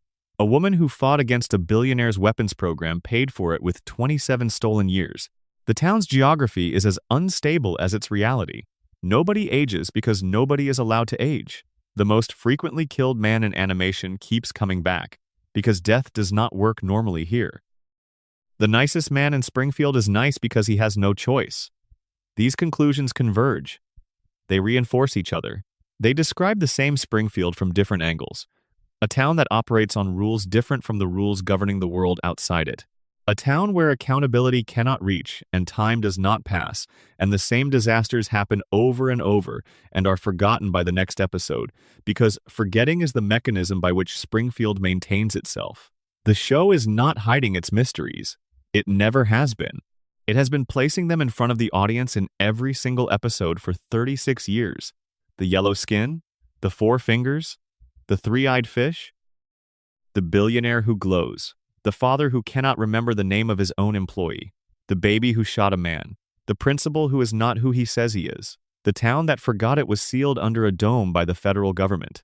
The population that chooses comfortable lies over inconvenient truth so consistently that choosing lies has become the default setting of communal life. The show has been telling you this story from the first episode, not through exposition or dramatic reveal, but through accumulation, through the patient layering of detail upon detail until the picture emerges. And the picture, once you can see it, cannot be unseen. Springfield is not a quirky American town. Springfield is a system, an enclosed, self-maintaining system built around the power plant and the man who owns it, powered by radiation and denial and the accumulated psychological damage of a population too compromised to understand what is being done to them. Everyone in Springfield has a role in the system. Homer ensures the violations continue. Marge holds the family together against forces that should have destroyed it. Bart embodies the rebellion the town has decided is acceptable because it is directed inward. Lisa asks the questions the system cannot answer and is rewarded for it with isolation. Maggie watches and waits. Burns maintains. Smithers manages. Molman dies and comes back and dies again. The most visible symptom of a biology so thoroughly warped by what the plant has done that mortality itself has stopped working normally. And Ned prays, in the house next door, to a God who answers Homer. The theories are different, but the thing they are all pointing at is the same thing. A story about a family and a town and a system and the way systems use people without ever quite destroying them completely, because destroying them completely would end the system's access to what they provide. Homer at the plant, Maggie in her silence, Lisa in her isolation, Marge in her patience, Ned in his forgiveness. All of them exactly where the system needs them to be.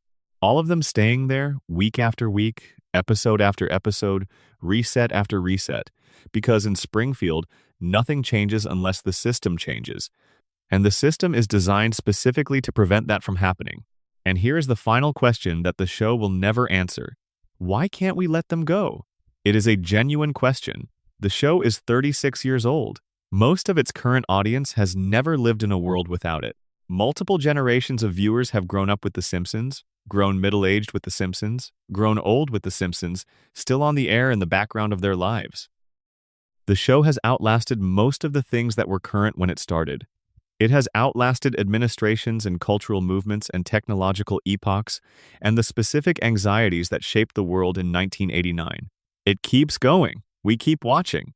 The theories exist because some people looked at Springfield and refused to accept the surface.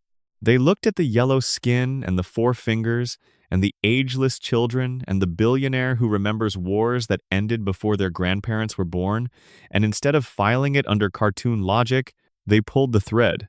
They asked why. They kept asking why.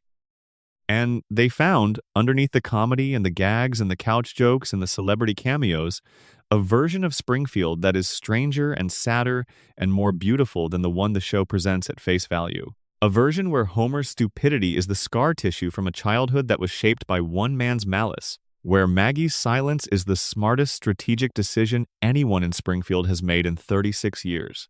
Where Burns's immortality is the logical conclusion of what wealth does when it is unchecked for long enough. Where Marge's patience is not a personality trait, but the load-bearing wall of a structure that has been under assault for decades and is still standing. Where Bart's rebellion is the only sane response to a world that rewards compliance and punishes insight, and where Lisa, 8 years old and brilliant and already tired, keeps asking questions that nobody wants to answer because she is the only person in Springfield who has not stopped looking. That is what the theories are. They are the answer to a question the show is too polite or too smart or too committed to comedy to ask directly. The question of what it actually costs to live in a place like Springfield, what it does to people over time, what the accumulated weight of all of it, the radiation and the denial and the forgotten disasters and the unchallenged power looks like when you add it up across 36 years of Sundays at 8 o'clock. The answer the theories arrive at, individually and collectively, is this. It costs everything.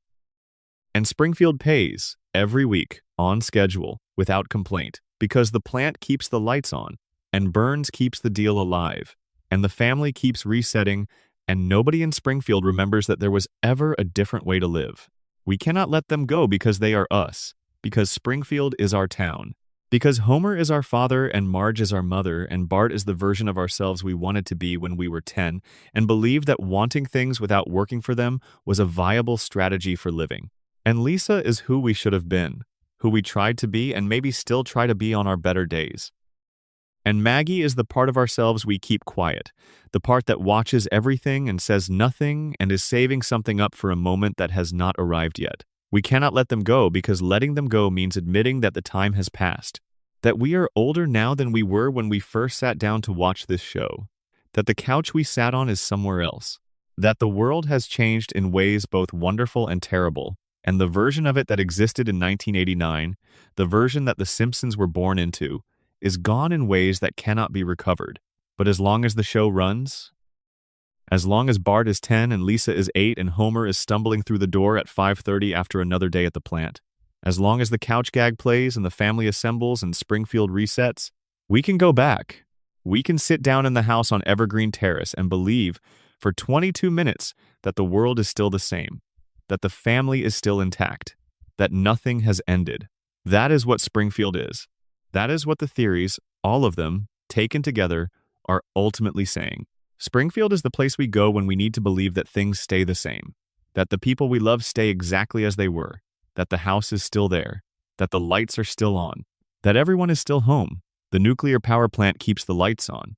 It has always kept the lights on, and we have always paid the price for that particular kind of warmth. And we always come back, every week, every rerun, every late night when we cannot sleep and Springfield is still there on the screen, exactly as it was, exactly as it always has been, in the town that cannot be found on any map, in the loop that started in 1989 and has no end in sight. Thank you for spending 4 hours in Springfield with me. Wherever you are watching from, whatever time it is, I hope the journey was worth the trip. Springfield will be here when you wake up. It always is. End of script. Production notes for 11 Labs.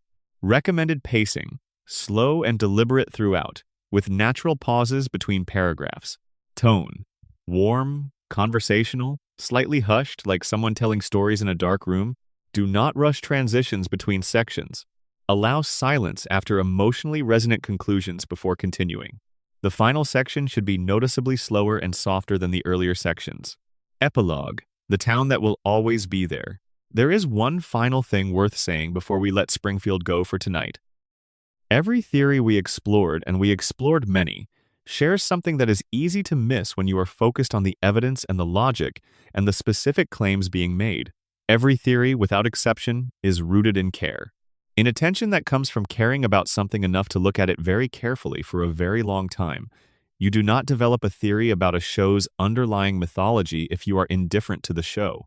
You do not trace the tonal shift after a specific episode in April 1993 if you have not watched enough of what came before and after to notice the shift. You do not compile the documented safety violations of the Springfield nuclear power plant across 36 seasons of episodes if the question of what the plant might be doing to the people who live near it does not matter to you on some level.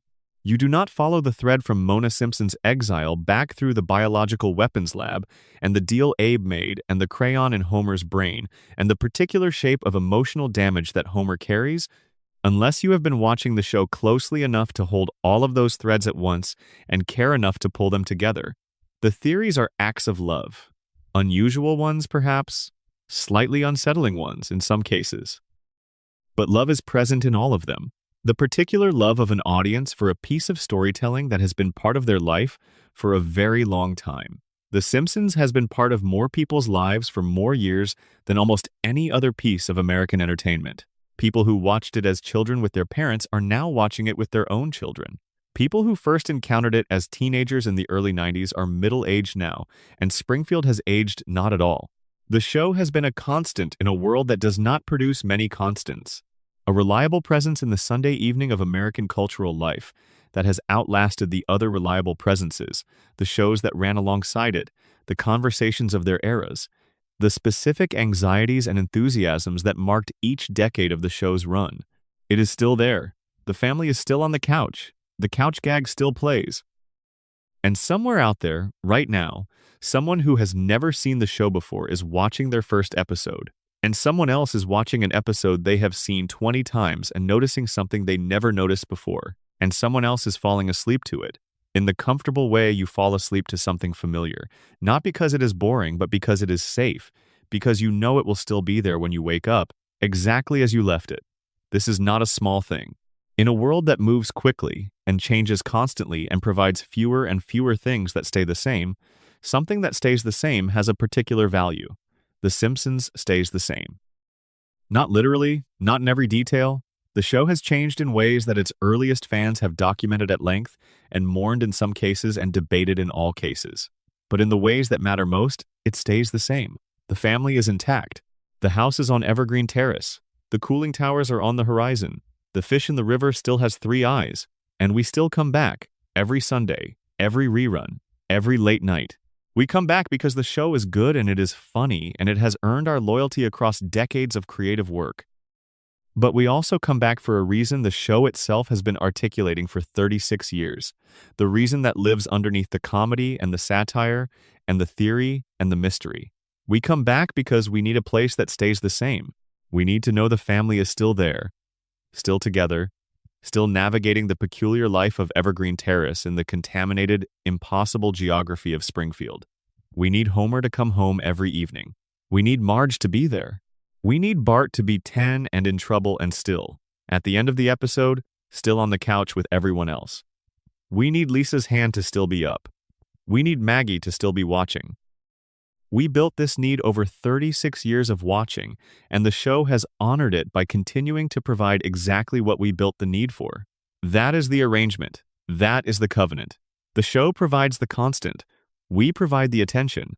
The loop sustains itself.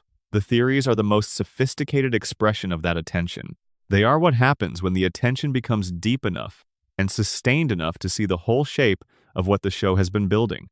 The patterns that span decades, the threads that run from season 2 to season 36 without anyone in the show officially connecting them. Now you have seen it too. The whole picture, or as much of it as 4 hours allows. The contamination and the dream and the unsolved crime and the ancient billionaire and the silent genius, and the predictions, and the exile, and the impossible geography, and the permanent present, all of it, all at once. And Springfield is still there. The lights are still on. The family is still on the couch. That is what it means to love something for a long time. You see more of it, not less. The familiarity does not dull the thing. It deepens it. The 36th time you watch something you have loved for 36 years, you are watching it with the accumulated context of all the previous watchings, and what you see is richer and stranger and more thoroughly itself than what you saw the first time. The theories are that depth made visible, the complexity made explicit, the love made articulate. Thank you for watching with us tonight, wherever you are, whatever time it is.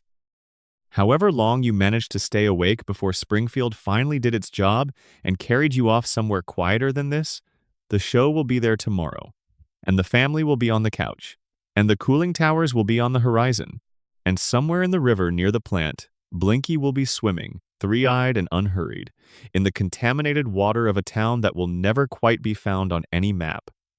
That is Springfield. That is the show. That is what 36 years of Sunday evenings adds up to. Good night, wherever you are. End of script. Production notes for 11 Labs voiceover. Overall tone. Warm, unhurried, intimate like a storyteller in a quiet room late at night. Pacing. Slow and deliberate throughout, with genuine pauses between paragraphs and between sections. The closing and epilogue sections should be noticeably softer and slower than the main theory sections. Do not rush. Transitions between theories allow the listener to settle into each one. Allow silence after emotionally resonant phrases do not fill the silence. The final lines of each major section should land gently, not dramatically. The word goodnight at the end should be delivered very quietly, as if you are already in the room where someone is sleeping. A note on the theories and where they come from. Before we truly close, it is worth acknowledging something about the nature of what we have been doing for the past 4 hours. Fan theories are sometimes dismissed as the work of people who have too much time on their hands, who are reading meaning into things that have no meaning, who are mistaking the accumulated inconsistencies of a long-running television production for a deliberate and coherent architecture of hidden narrative. This dismissal is worth examining, because it rests on an assumption that is not obviously correct. The assumption is that the only way to find meaning in a text is if the people who made it intended that meaning to be there. The Simpsons has been made by hundreds of writers, animators, directors, and producers across 36 years. The people who work on it today are not the same people who worked on it in 1990. The writer's room turns over, the showrunners change, the production culture evolves. The show is not a single coherent artistic vision in the way that a film or a novel by a single author might be. It is a collaborative, evolving, sometimes internally contradictory enterprise that has been running long enough to have developed a mythology it never planned to have. And that mythology is real. The patterns are there. The radiation evidence accumulates across seasons written by different people who may not have been consciously building toward the same conclusion. The tonal shift after the coma episode happened, regardless of whether the writers planned it. The visual distinction between Springfield residents and outside visitors has been sustained across decades of animation by different teams. The show's world has a coherence that was not entirely designed, but that emerged from the sustained attention of a very large number of very creative people working within the same universe across a very long time. The theories are not finding meaning that was placed there by a single planning intelligence. They are finding the meaning that emerges when a story is told long enough, by enough people, with enough care, that it develops something like a logic of its own. A logic that sometimes runs ahead of the conscious intentions of any individual creator. A logic that the audience, bringing their own sustained attention and their own care, can trace. That is what fiction does at its best. It becomes more than the sum of its parts. It develops implications that were not designed but are real. It rewards the people who look closely enough to find what the long accumulation has produced. The Simpsons has been producing this accumulation for 36 years. The theories are what it looks like. And now, genuinely, good night. Springfield remains. The loop continues. The family stays together on the couch at the end of every episode, because the story requires it and because we require it, and because some arrangements, once made, are too important to break. Bart is 10. Lisa is 8. Maggie is 1. Homer is home. Marge is there. The plant keeps the lights on. The cooling towers stand against the sky of whatever state Springfield occupies today. Blinky swims. The theories accumulate. And we watch. And we wonder. And we come back.